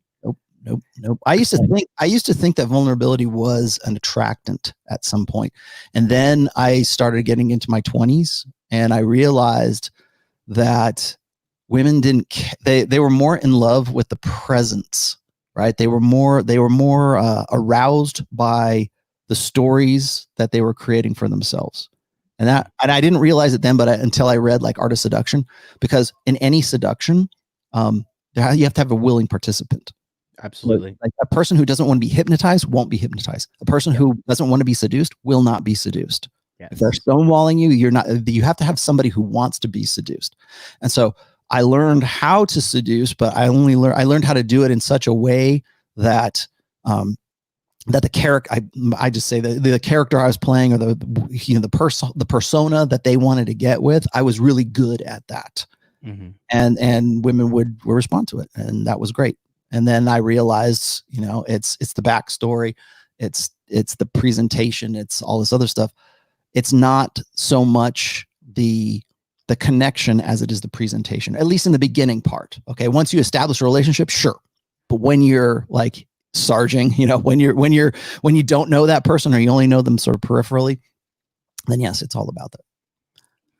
Let's so that was the last of that part. I just wanted to make sure that, because I get this a lot, because a lot of guys will say, well, what about vulnerability? You need to be vulnerable. And they'll throw Mark Manson's models at me, because in that book, when he's talking about, how when you're gaming a girl, I think maybe even Todd Valentine's talking about this as well. Well, you need to be vulnerable. You need to show some vulnerability. I'm like, not then. Not when you're, it's more important to play the game than it is to sort of like let down the facade in the beginning. I mean, maybe later on when you start to get to know each other, there's, whatever, but certainly not in the beginning. And even after you've established a relationship, like I've said this before, and I got another, probably should have put this post in there. I got a post called Breadcrumbs. And breadcrumbs is, you need to lead that woman along. Like when a woman, and I learned this the hard way, but when you are with a woman and you want her to sort of like come over to you, to being really attracted, like being really like what Neil Krauser used to call deep conversion, is you need to give her little bits of yourself as rewards. Like a little bit of this, like, oh, well, what's his mom like? Or, oh, does he like dogs? Or, oh, those kinds of things. And you still play the game with her, because for the most part, women want to hear about when you talk about like a guy who's a good conversationalist, he's talking about her. She's letting her talk about herself pretty much. You ever do that? You ever have a conversation with somebody and like they just talk 90% of the time and they're like, God, you're so good at having conversations. I'm like, motherfucker, you just ran your mouth. Yeah. It's that video. It's not about the nail. Right. Yeah. It's I just want to talk. I want to communicate. That's why women love communication, and why guys don't get it, because guys want to solve their problems, and women, the problem is she just wants to talk about her problem. That's all it is. And guys will never really understand that, because we want to transfer information and they don't. Generally speaking, they don't, or they don't prioritize information as men do. But yeah, I mean, when it comes to I don't want to say it's vulnerability so much as it is like getting to know somebody. It's different to get to know somebody and to sort of get under their skin and understand who they are as a person. And you don't have to be like, oh, I got to be vulnerable and tell them all. Like, if you want to talk about vulnerability, real vulnerability for men is actually getting into that situation in the first place. Because right now, and I wrote about this in Surrender. Right now, the way things are, particularly with Me Too and marriage and everything else that's going, like the modern sexual marketplace, global sexual marketplace, just going and putting yourself out there, just actually going and going and engaging with women, not being MGTOW, like going out and doing something, that's vulnerability for that guy. And so what happens is guys will throw that at me. They'll say, well, aren't you being vulnerable right now, Rollo, for talking about this? Like, well, okay, well, you want to split hairs. We can keep splitting hairs until they get thinner and thinner and thinner. Yeah. What I'm talking about is actually exposing yourself and giving up the thumb screws. Right. And I think that guys want to think they so want to hang on to vulnerability as if it's like some sort of ace card. Like, well, if it comes down to it and she really likes me, I'll be vulnerable. I'll use my ace card and then she'll want to bang me. No, she won't. Let's get to some of these things. I got Warrior Race here. He says men from the past were less vulnerable because they had no time for it. They spent most of their time providing. Livelihood, family was taken serious to survive. Men carried themselves with respect and had no time for games. I would say to an extent that's true. I would say that I think that probably even the men I think we have this romanticized ideal of like what men were like in the past. Like they never could have got played, right? Or they were just, men were men and women were women, and men said what they mean and mean what they said. And Pleasantville. Yeah. And I mean, you can go back in time and say, well, we were all stoics until the sexual revolution. No, men, there were still betas prior to it. I think they had a better sense of like what their masculine responsibility, conventional masculine responsibilities were, and women too, when it comes, well, for men and for themselves. And yeah, things have changed, but, and you're right. I think that the provisioning and the beta buck side of hypergamy was something that was a lot more important back then. And it's not so much now. Mm-hmm. And so, but then, like I was saying before, is like, since the 70s, since this ideal of male vulnerability or male femininity, let's say, became the female correct way for guys to be, that's when all this went downhill. Sam Whiskey says, what else do I got here? Sam Whiskey's a good guy. Sam Whiskey's a good guy. Sam Whiskey says 100. I'm sorry, I can't put you on the screen, Sam. Says Sam Whiskey says 100 years ago, being industrious was a strength. Yeah, I was. I think what I don't. Did you catch the part where I was talking about how like the way we perceive certain words and terms right now are negative for guys? Yeah, like, hey, guys, transvaluation or something. Yeah, well, it's transvaluation, but it's like we say a guy is ambitious, or he's power hungry, or he's self-centered, or whatever.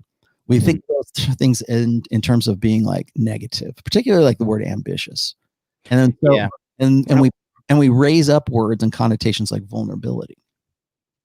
No, that's stupid. I don't know what I don't. Yeah, I like it. It makes me when I see this stuff like I think a man that's ambitious is a good thing. I don't think that's a bad thing. Do you? No, I don't. And I think a lot of guys kind of avoid that. And let me get to some of these other ones, but I hold that thought for a second because I think that's sort of pertinent to this generation, because I think that like you and I talked about this a little bit, and I don't want to get into sort of a bad mouthing MGTOWs, but this is something that we talked about. Why not? Well, but let's take it out of the realm of MGTOW. This generation of men. Okay. Yeah. I think this generation of men, the guys who are dropping out, they don't have to be MGTOW, they don't have to be black pill. There's lots of guys who do that and they have never even heard those terms before. The guys who are dropping out right now, I think that they think that if enough guys drop out, that's their way of competing. Like that if everybody's incompetent, then no one's incompetent, right? If everybody's special, then nobody's special. If we're if all guys are like me and I'm the baseline, then if mediocrity is what every woman expects, then I guess I'm going to be in a good place. I'll solve my reproductive problem. And I don't mean that just in terms of reproduction, but also like in other areas of their life. And so when guys start talking about like ambition, or I want to do these things, or I'm going to be a doctor, I'm going to go this way, I'm going to start, like we talk about this all the time in terms of like starting a business or like entrepreneurship. I've called this the hustle economy. You got these guys who are selling these ideals of like, here, start this business and you can be a success like me, right? Or you can go and do these great things and get up off the couch and go and do these things. And like, guys, the message sounds good, but the motivation's never going to be there. Those guys are never going to get up off the couch. They want to hear it. Yeah, they want to watch Gladiator, right? They want to watch 300. They want to watch these movies that like are very inspiring to them, but they're also fighting against this idea that if they like put themselves out there, if they take that chance, then they're going to be that guy that's on the sidewalk. They're going to be that guy that got knocked out. And it's better not to do anything and not fail than to do something and then to fail. And I think that is a generational difference between like certainly the guys in my generation, but like so selling those guys on the idea is easy, but getting them to actually do it is hard. So they'll go pay, a mint for, some success porn, or you're going to be an entrepreneur after this program kind of thing. But the buying it and going to it is one thing. Actually doing it, actually getting off your ass and doing it. I think there's a conflict between, well, if I do that, I could fail. And I don't think I really ever thought about that until like just recently, because like I hear a lot of guys who will say, well, you have to, like particularly the success porn guys who are talking about, motivational speaking, right? Like I say Tony Robbins, but like RSD or something like that, where these guys are just like, the message is really the product that they're giving. But I understand how it's appealing to that audience. But yet those audience really never does anything about it. So Sam Whiskey, that was good. Thanks. Black Sheep, thanks for that $4.99. Throwaway 880 says, in the Philippines, Me Too has started. I bet you it's been there for a while, actually. Yeah. Business owner was Me Too'd and had to apologize online. Be careful, gents. Thank you for everything you do, Rollo. Thank you. Black Sheep again says, I showed my ex sparring session, and I got hit a few times. Every time I said I'm going to boxing gym, she would say, "Oh, you're going to go get beat up." Be careful of that. That's actually, I'm glad you brought that up. The having some sorts of success is, I think, something that a lot of guys don't. I think guys get self-conscious about. So if I think a lot of guys don't want to pop off too much. I know a lot of guys think that it's all about validation and all this stuff. And I think a lot of guys don't want to seem so like self-absorbed or self-important. Like that's something I think that's sort of been bred out of the last 2 generations of men. And so, but this is a valuable lesson here, because once that woman sees you sort of defeated, then you're always defeated. That's like that. So unless you're saying, hey, unless you are showing that you are competent in some ways, unless you are showing that you are you're alpha, that you can fight, that you can provide, that you can you're focused on your mission and you're succeeding at it. That you're the Rich says, you're the one of the winners that gets to the finish line. Once that's why I said like self-deprecation is something that sort of guys do to bust themselves down because they think that they're going to lift the woman up. But the problem is that woman sees you as a failure. She sees you as a guy that no other men want to be and no other woman wants to get with. And you confirm that for her every time you do that. Self-deprecation? Yeah, it's self-deprecation. That doesn't mean you don't laugh at yourself. That means that you are like reflexively saying, "Oh, I suck, but she still loves me. That's so great. Thank you, God. Thank you, fate. Thank you for luck. Whatever. Thank you for, going out with a worm like me." Every time you say that, every time you think that, that's reflexive of how you believe your relationship with that woman is. So like when guys like, I've had people tell me, and these are usually older guys too, they'll say, wow, you're really lucky to have her. And I go, no, she's really lucky to have me. And that sounds like really cocky, right? Like from me, yeah, I love my wife. She's lucky to have me. Imagine a dude saying that. Like I think of that in almost immediately, because I know that's sort of what they want me to say is, oh yeah, she's a great gal. I really lucked out. No, she's with me because I'm a winner and she's stuck with the freaking winner. That's why. And she still will, and yeah, because I can inspire dread and because I finally figured this out. Right. And it's not like, oh, you're beating her down and you're manipulating her. No, she wants to be with me. Yeah. And that's how it works out. And you know what? Anytime some guy goes and he elbows me in the ribs and goes, women, I guess we'll never understand them. Yuck, yuck, yuck. No, I fully understand what's going on. And she's lucky to have me. And I'm lucky to have her, but she's lucky to have me. And that's the way things work out. I mean, imagine a guy saying that, because what would we say to a guy like that? Remember when Mystery was coming out and he was talking about like, oh, you got to do cocky, funny, and amuse mastery? Guy or neg hits, right? Oh, I could never do a neg hit because if I did that, she would leave. No, that neg hit qualifies you and puts you above her. It gets her to qualify to you. That's basic game. That's basic seduction, is to flip the script. Same thing with cocky and funny. What guy is going to start talking about it like, hey, I'm the shit, man. Like, because so many guys would never dream of doing something like that. They think that she's the prize, and they start from that point rather than I'm the prize. And that was basic stuff back in like the mid 2000 PUA scene. Like, you're the prince, you're the prize, and the prince's time is valuable and his attention is valuable. I'm the prince. Yeah. If you don't start thinking that way, yeah. Let's see. Oh, go ahead. I was going to say, like, when I encounter those kind of situations, like typically it's by women who, if women do say that, they're like women that are just like unwantable, first of all. You know what I mean? And so I just look at them, and then I look at my girl, and I'm like, yeah, well, maybe you should go be in a relationship with her, or I joke around, I'm like, babe, you really want to fly economy without me? You know what I mean? So like, I know that I'm the man, and I mean, you do too, and Miss Tomassi. I mean, if she was gonna go, she'd be gone by now. But I just think that I think really what that is it just comes from a position of weakness on that commenter's behalf, because quite honestly, like, happy people aren't saying stuff like that to other people. That's usually come from a point of a person who's miserable.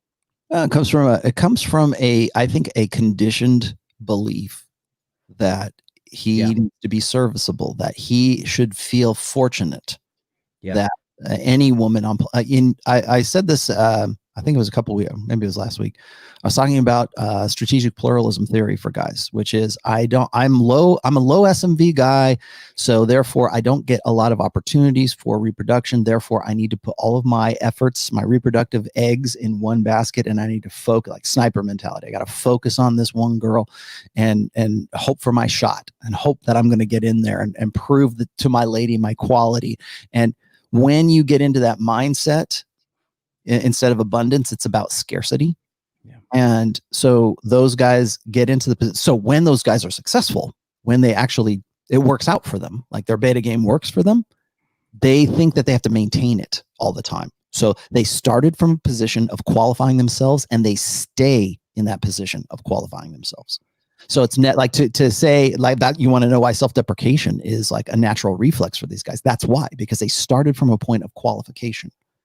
And so, so that when you get into that and that's your mentality, then sex becomes a transaction. So I'm lucky. I got lucky tonight. She actually wanted to fool around, like that.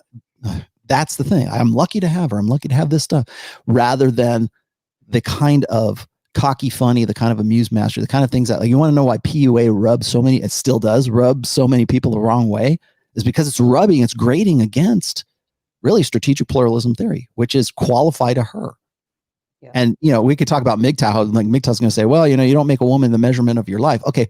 Well, what if you have a woman in your life, right? How do you make a woman not the measure of your life and still keep that woman in your life? Because that's like an alien thought to most guys. Because if you have a woman in your life, you have to keep making her happy, man. You got to keep it fresh. You got to, again, Dr. Phil, Dr. Whatever, Oprah, pop psychology. You got to keep her interested. You got to keep her happy. What about you, man? Like, why? Like these guys' happiness, these guys' like ambition it's an afterthought, if at all. It's an afterthought. How do I keep this bitch happy? Right? That's what Chris Rock said, right? You look in the mirror, how do I keep this bitch happy? Oh, like God. That was big, and that was funny because he was, and maybe he's red pill now, I don't know. But back when he did that comedy bit, yeah, he was probably like frustrated because he was approaching his love life. He was approaching sex. He was approaching women from a position of qualification. And people say, well, he's Chris Rock. He can have anybody he wants. Yeah, he could. That's just the frustrating thing. The thing is, in here, he's still qualifying. He's still blue pill. He's still like, well, this is how we're supposed to do it with women. This is the right way to do it. I've been talking. That's how it works. Do you know who Blake Griffin is? That sounds familiar. Who? He's an NBA superstar. Yeah. And, I used to work at the 180 Grey Goose Lounge on top of the Amway Arena in Orlando, where the Magic go to lose all their games. And one day I saw Blake Griffin there in VIP with a very beautiful girl, and I'll never forget, he took the cork off the Grey Goose and he started pouring the drink for the girl, and he said to her, "I'm a gentleman, you know that. I'm a really nice guy." And I was just like, dog, you just dunked over a Kia. And like, you just like, I think that was the year he won the dunk contest. Mm-hmm.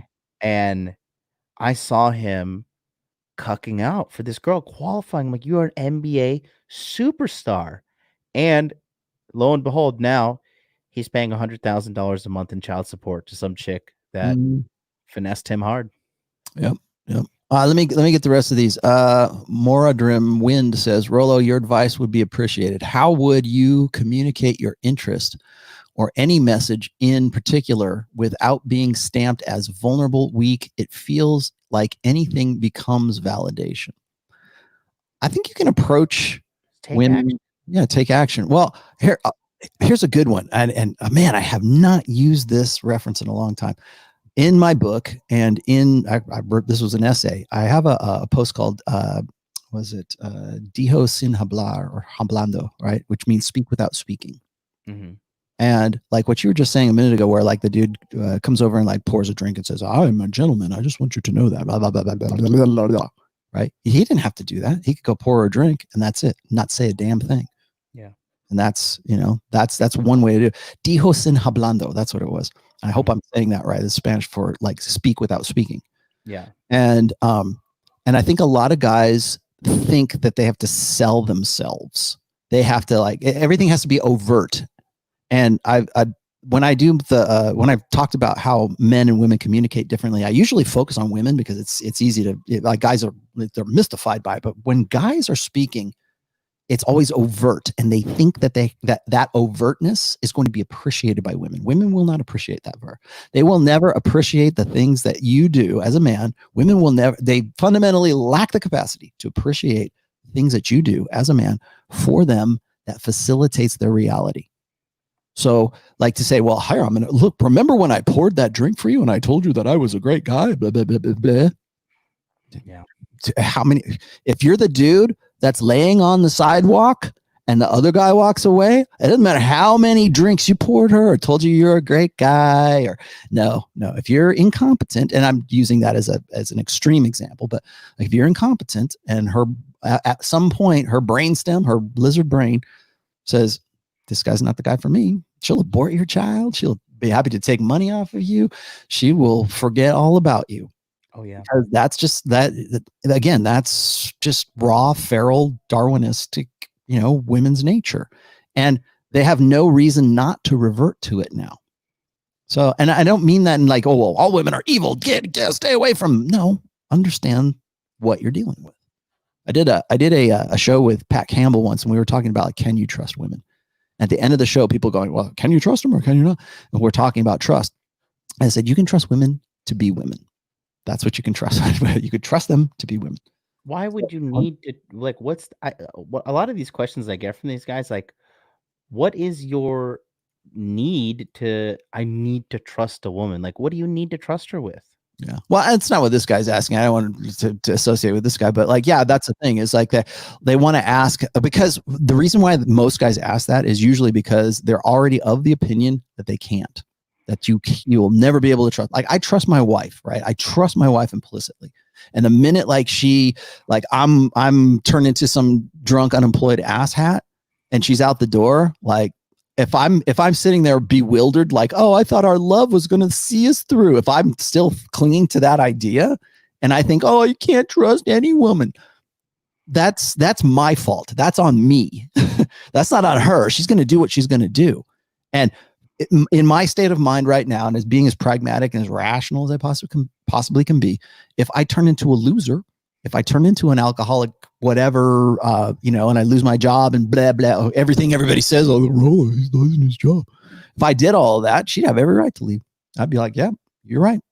If I'm the guy laying on the sidewalk, you got every right to leave. And I would expect that to happen. And if she says, no, I love you, blah, blah, blah. Okay, well, then great. But I don't expect that because I understand how women love and how men love, which is men love idealistically, women love opportunistically. Yeah. And if women lean over into men's idealistic nature, that's a bonus. But you as a man need to understand that women's opportunistic nature is always going to be on. It's always there. Let's see, Nick Jr. Thanks for that $20, my friend. Gunlock177. Thank you for the $9.99 in British pounds. Norman Christoph says, should we ask for consent if we started learning pickup and go in for the kiss? I'm seeing all of these stories on Twitter, not sure how to do anymore. You asking a girl if you can kiss her is so cringe. Mm-hmm. Like, you just go for the kiss, and then if she knows the deal. If she's gonna be okay with you going to kiss her, she's gonna let you kiss her. Like, I think the idea of consent, asking for consent step by step through the entire situation is so weird. Like, she will just say no, or she'll just back off if she's not interested. Period. Yeah, I'm glad he asked that, because it sort of gets into like your body language mastery thing, right? I mean, it's like these guys who don't know, they can't read the social cues. They can't read I thought maybe I would talk about this actually on your upcoming thing. There are, I don't think a lot of guys understand what sexual zoning is. And I put this in I think it was in book 3. Sexual zone is a place like where people go to hook up, right? People go like on Tinder. Tinder is a sexual zone. You go to the nightclubs, that's a sexual zone. Yeah. You go to Lake Havasu at spring break and you see chicks out there on the boats and everything. That's a sexual zone, right? That's where women are going to meet guys. That's where guys are going to meet women, right? And it's contextual. I mean, it's probably, cultural as well too. So, but the problem is guys don't know the difference anymore. So every time, and I know you get this question too, every time guys say, well, I met this really cute girl at my warehouse job and I think she's giving me signs. Should I hit it? Should I go after it? Like, of course they're trying to bait you to say, oh, you should go after it. But the thing is when I get those questions or at school or I'm here or I'm there, whatever. And I think about that and I go, is that a sexual zone? I go, no, work is never a sexual zone. Yeah. And it certainly shouldn't be. It's in fact, right now, today, that I would see as like definitely back the hell up. But I think most guys don't realize where sexual, because they've spent too much time behind a screen. They've spent too much time behind buffers. They think that, well, I'll never get laid because I'll never be in those positions, right? I hate the clubs. I'm done with the clubs. Okay, well, where else could you? Like guys will ask you this all the time. They'll say, where do I go to meet quality women, Rollo? Bible study, right? Is Bible study a sexual zone? It can be. It could be. Not like you're going to sex her up at Bible study, but you might be able to meet women there and you might be able to flirt with women there. It just depends on like what the context is. But that's the problem. They don't have any clue about the context. So my advice is always, if you're going to re-socialize yourself, if you're going to unlearn the things that kind of are holding you back and you want to learn the things that are going to help you, you have to get into the idea of like, what's the context? And I think that's really difficult for a lot of guys. So what was he asking? So as far as consent is concerned, I think consent is sort of a red herring today. And I know it's unpopular for me to say that, but I think consent is sort of just this ambiguous thing. And we saw that with Me Too, and we saw that with like consent is like it's relatively meaningless right now. And I hate to say that because women will lose their minds. He's saying you should just go take what you want and rape women. No, that's not what I'm saying. What I'm saying is that we've reached a point in society right now where even the term or the idea of consent is completely meaningless because women have made it meaningless, have made it ambiguous, have made it arbitrary. So we get these jokes about like how, the alpha guy comes and if he's good looking, then he can do anything he wants. And women are like, hey, and then if a big fat schlub comes along, he does the same thing that guy did. She's calling human resources or she's, going to put him up on Me Too charges and that guy's dangerous. And what that says is, to me anyways, is that consent means nothing to women right now. And I said, well, you need to ask consent. Well, I mean, I'm not saying go and just, jump her bones and get it. I'm just saying that the concept of consent, like remember it was no means no. And then it was yes means yes. And now it's not even yes means yes, because even if you said yes, even if a woman said yes 30 years ago, but now 30 years later, she says no, or she thinks, I don't think I was really into it when I met you 30 years ago. You're guilty of rape. You're a rapist. Consent means nothing. Even if it was consent 30 years ago and it's not now because you arbitrarily, he's got Bill Cosby has a lot of money. I didn't really want to give it up to him. Now Bill Cosby's a different story, but it's retroactive now. And so it really means nothing. And so when I see this, and when people start talking about consent, I say consent is a rule that women make for betas.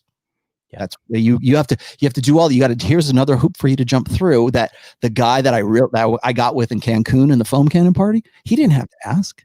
Because he knew, he read the cues. It was a sexual zone. We were on spring break. It was Cancun. It was a foam party. I looked at him. He looked at me. I was drunk. He was cute. And one thing led to another. And I have a meme for that. Yeah.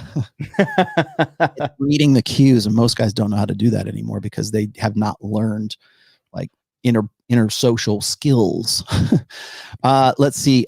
Jared Hidden says, keep up the good work. Oh, that's it right there. There it is. Keep up the good work, Rollo and John. Thank you. Thank you, Jared. And do I have any more before? That's the last one. Oh, Eric gave me one. Hey, Eric. Let's see. Jared, thank you. Kenneth, thank you for the Norwegian kookaburra, whatever those are, $40. Super Nifty Susie. One. Sound like an OnlyFans account? Hi, Rollo. I'm a 29-year-old woman. Yep, it's a OnlyFans account. Epiphany phase. Welcome to the Epiphany phase, Super Nifty Susie. I'm fit, attractive. I was recently dumped by my 38-year-old boyfriend for reaching out to his ex-wife. Oh, God. He has been divorced for 3 years and has a 6-year-old daughter. Should I reach out? Wait. To who? Yeah. So she got dumped for reaching out to the ex? Let's see. I was recently dumped by my 38-year-old boyfriend for reaching out to his ex-wife. He has been divorced for 3 years, has a 6-year-old daughter. Should I reach out? Should I have reach out, I guess? No. Why? Why would you do something like that?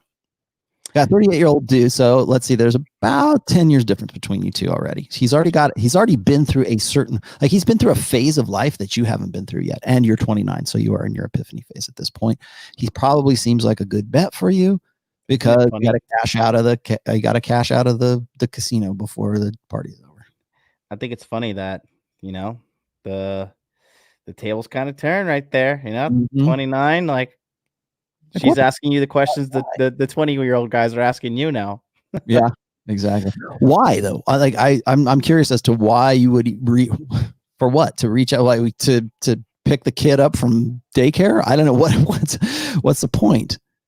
And so I don't know. I don't know enough about the whole situation, but I would say that you probably need to ask yourself, why did you do that in the first place? Like, what was it that possessed you to want to do something like that? Yeah, that was pretty. I mean, that's probably why she's 29 and single, making dumb decisions like that. Well, Asan Haji Mohammed, he always comes in here. He says, once a woman sees one of your defeats, is it over? Is it necessarily over? You answer this first. I got an answer, but I'll let you go first. I don't think it's that extreme. I think you guys are a little psychotic. I think if she's a bad woman, like for example, the black sheep, when he said like, his ex was making fun of him for going to sparring sessions and getting, she's like, oh, you're gonna go get beat up. I think he was probably that was probably compounding beta behavior on his behalf. No offense, black sheep, but like, if a girl is going to do that, that's time for her to go. Like you should, even if you do get slept or whatever, even though like there's like that natural repulsion, if that's like the first time and girls will typically give you a pass a few times, but if it's a random occurrence or it's a reoccurring thing, then I think, these are going to compound with her disgust for you. Here's my take on this is like that was a pretty significant like beatdown. So I think there's again context.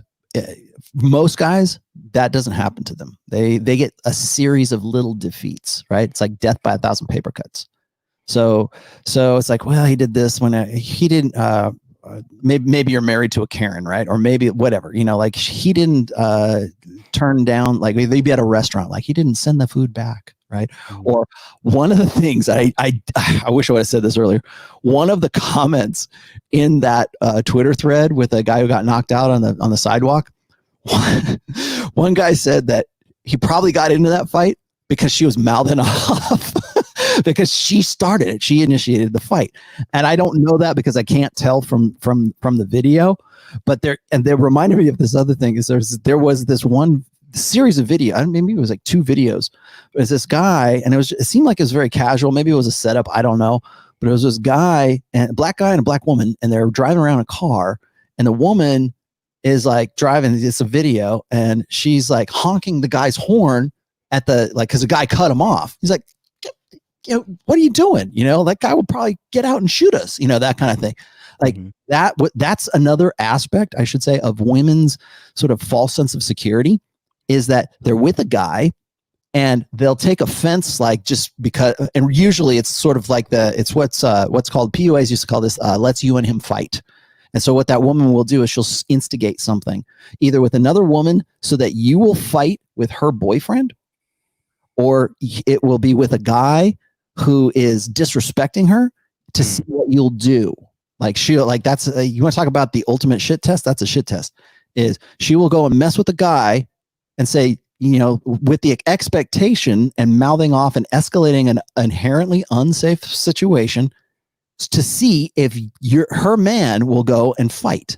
And so when I saw that and people were putting that out there, I go, yep, I would fully understand if that was actually the case, where she instigates the fight. He has to go fight his, defend her honor or protect her.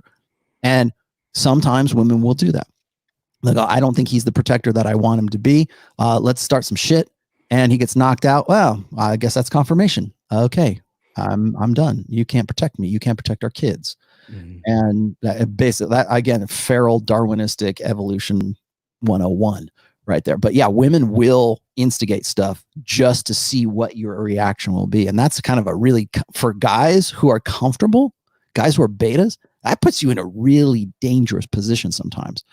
So, and even just mouthing off or even making a scene, like when you get with a woman who's comfortable with like initiating like an argument, like a heated vocal argument on the street. Oh man, for a lot of times that's almost like a cry for help from that woman, because she can't find a way to sort of get you off of her. Yeah. She wants to get away. Like if you have a woman that keeps doing that, get out there. I'll tell you right now, next, get out.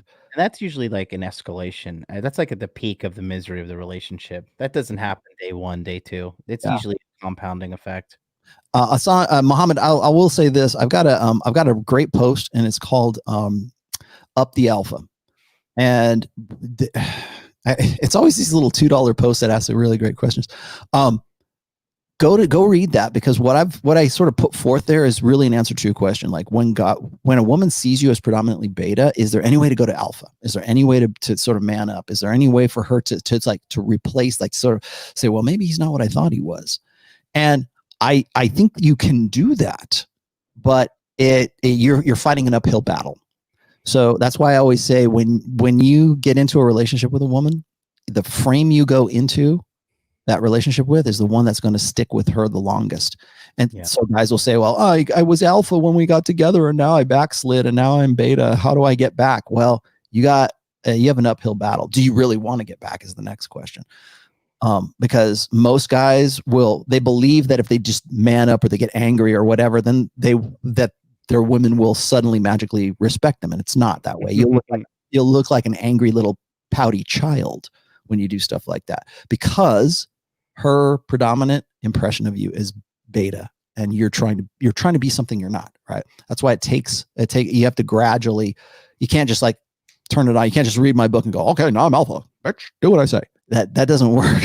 You have to, it's a gradual process, and you can do it. But for most guys, it's probably a better idea to simply just get out of the relationship and start something. Yes.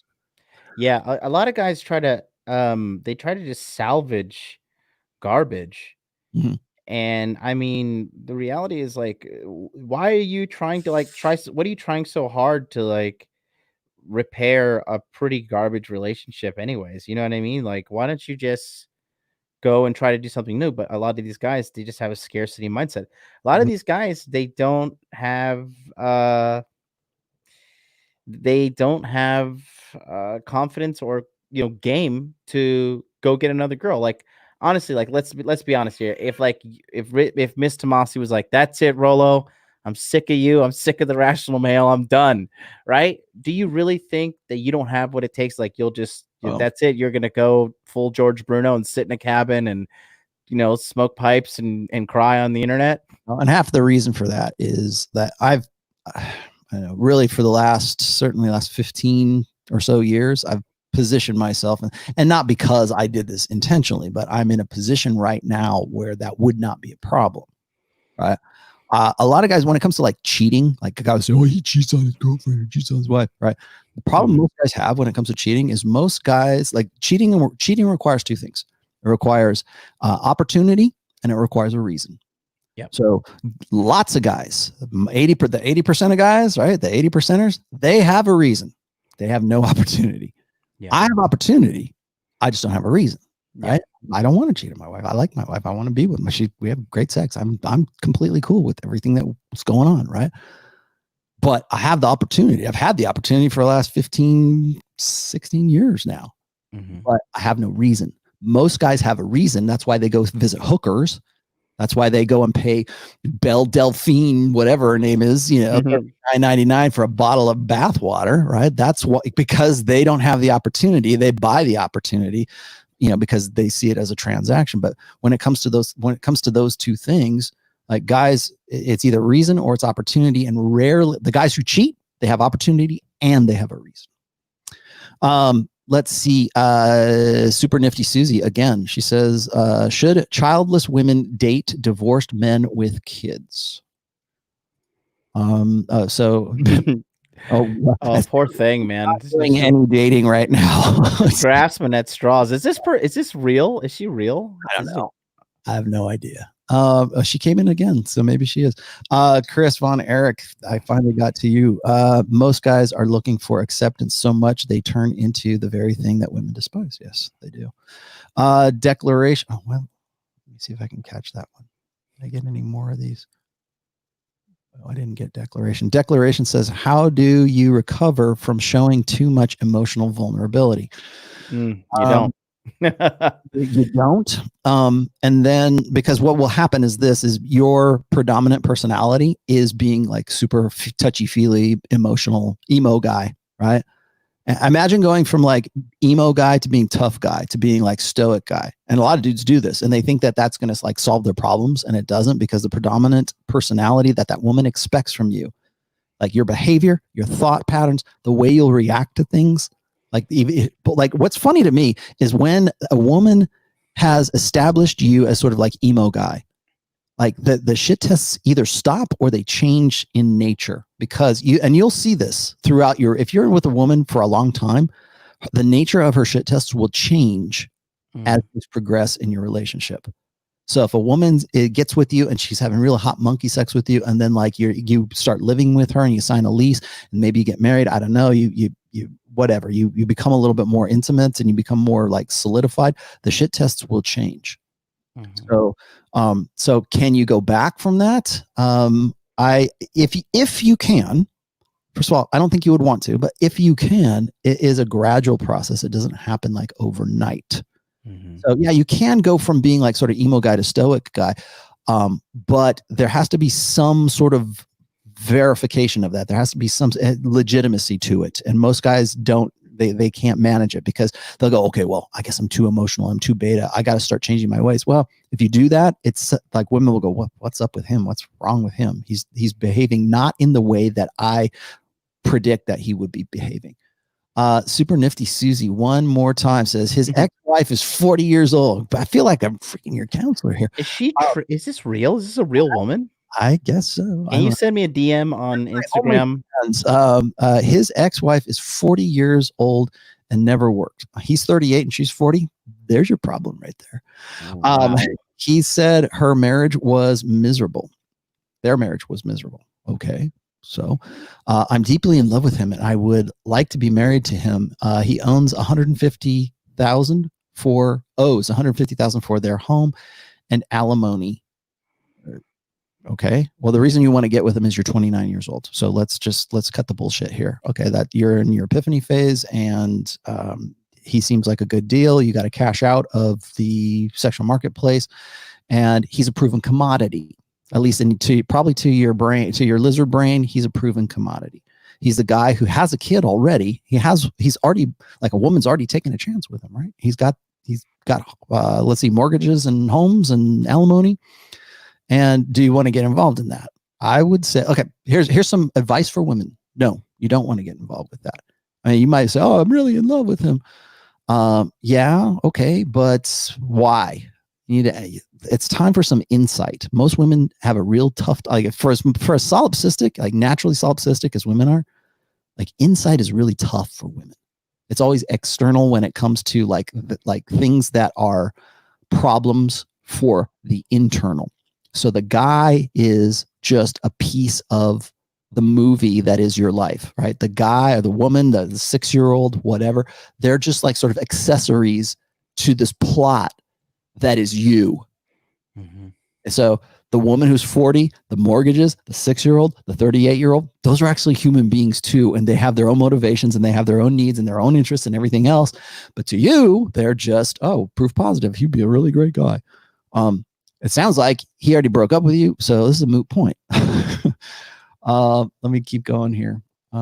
Vinny says, so politics aside, can you say that any context can be a sexual zone? Is it all about social cues? No. Some sexual zones are pre-established. Let's just say. Yeah, for sure. Definitely pre-established. And That's the social cues you're looking for are body language. Yeah.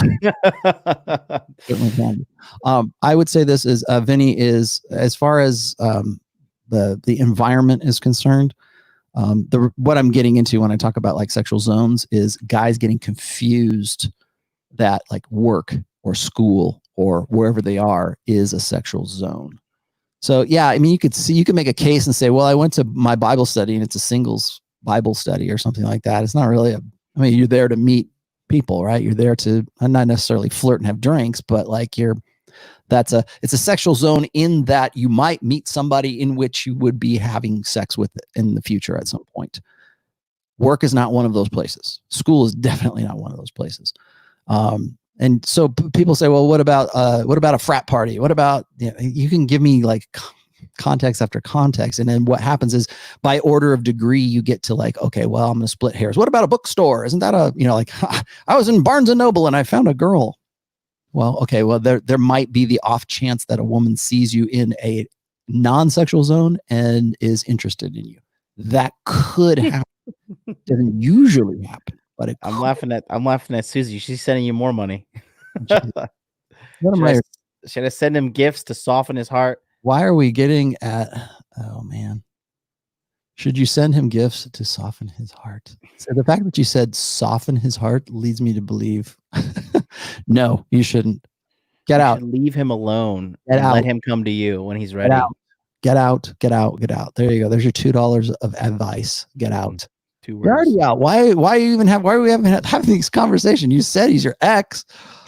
Susie, I'll love you. Send me a DM on Instagram. Although, let's see. Okay, before we go, and we're at like 217 right now. But before we go, I think that when you see something like this is a good illustration for this is a learning moment. This is a teachable moment, guys.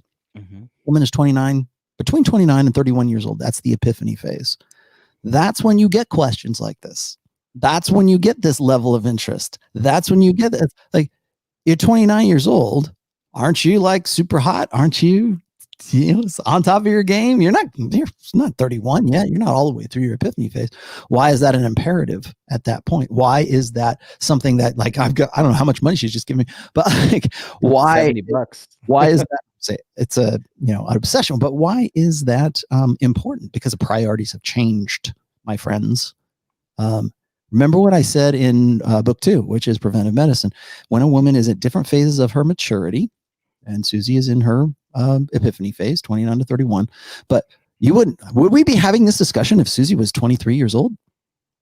I don't think so. I don't think so. She'd be drowning in male attention. Yeah. If she was 18, would she be thinking, oh, I got to ditch my high school boyfriend? Susie, post your height and weight. The priorities are different. Oh, geez. Here we go again. What's this? Thank you, my friend. Oh, a sticker. Awesome. I've never gotten a sticker. That's Game cool. over. Thank you. No. Okay. I got to go. This is it. I actually have some things to do. Hopefully I don't get my house burned down in the next 48 hours. Thanks for joining me tomorrow. Speaking of the next 48 hours, Body Language Mastery registrations close at midnight tomorrow, Monday, yes, 29th. Am I right? Sir. Greenwich Mean Time. What time is what midnight is that?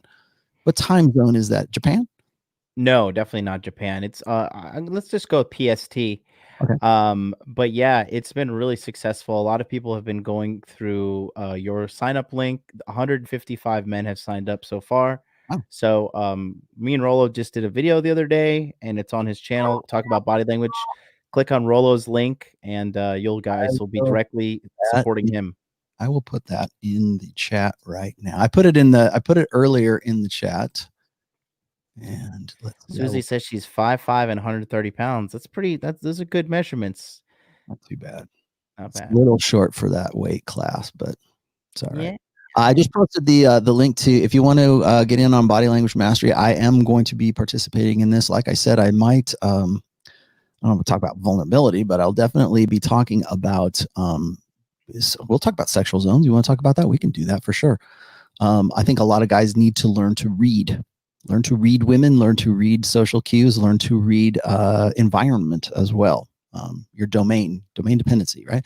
You need to learn to read those things. And I think maybe I'll focus on that. That might be a good one to look into. So that is coming up. My link is in the chat right now. If you want to, also it is, if you missed the link for any reason, just go to therationalmale.com. The very lead-in post, if down towards the bottom of that, you'll find the body language mastery link there too, so you can register. Again, registration ends tomorrow at midnight Pacific Standard, Daylight Time. And thank you for joining me once again, my friend. And I have to go and see about where the smoke is blowing right now. We had some pretty nasty fires yesterday, so it's on the ridge right now. All right, guys.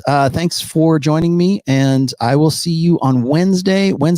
Same time, 1 p.m. Pacific, 4 p.m. Eastern. I am working on an interview with Deepika Bardajwan. I hope I'm saying that right. And she is from India. She's a filmmaker, and I don't want to say a men's rights activist, but she's her documentaries are about men's issues in India, and I think she'd be a really great. I've followed her for a very long time. I actually consider her a personal friend too. So I will see you guys on Wednesday. If I can work that out, that'd be great. But I will see you then. Thanks, guys. Bye-bye.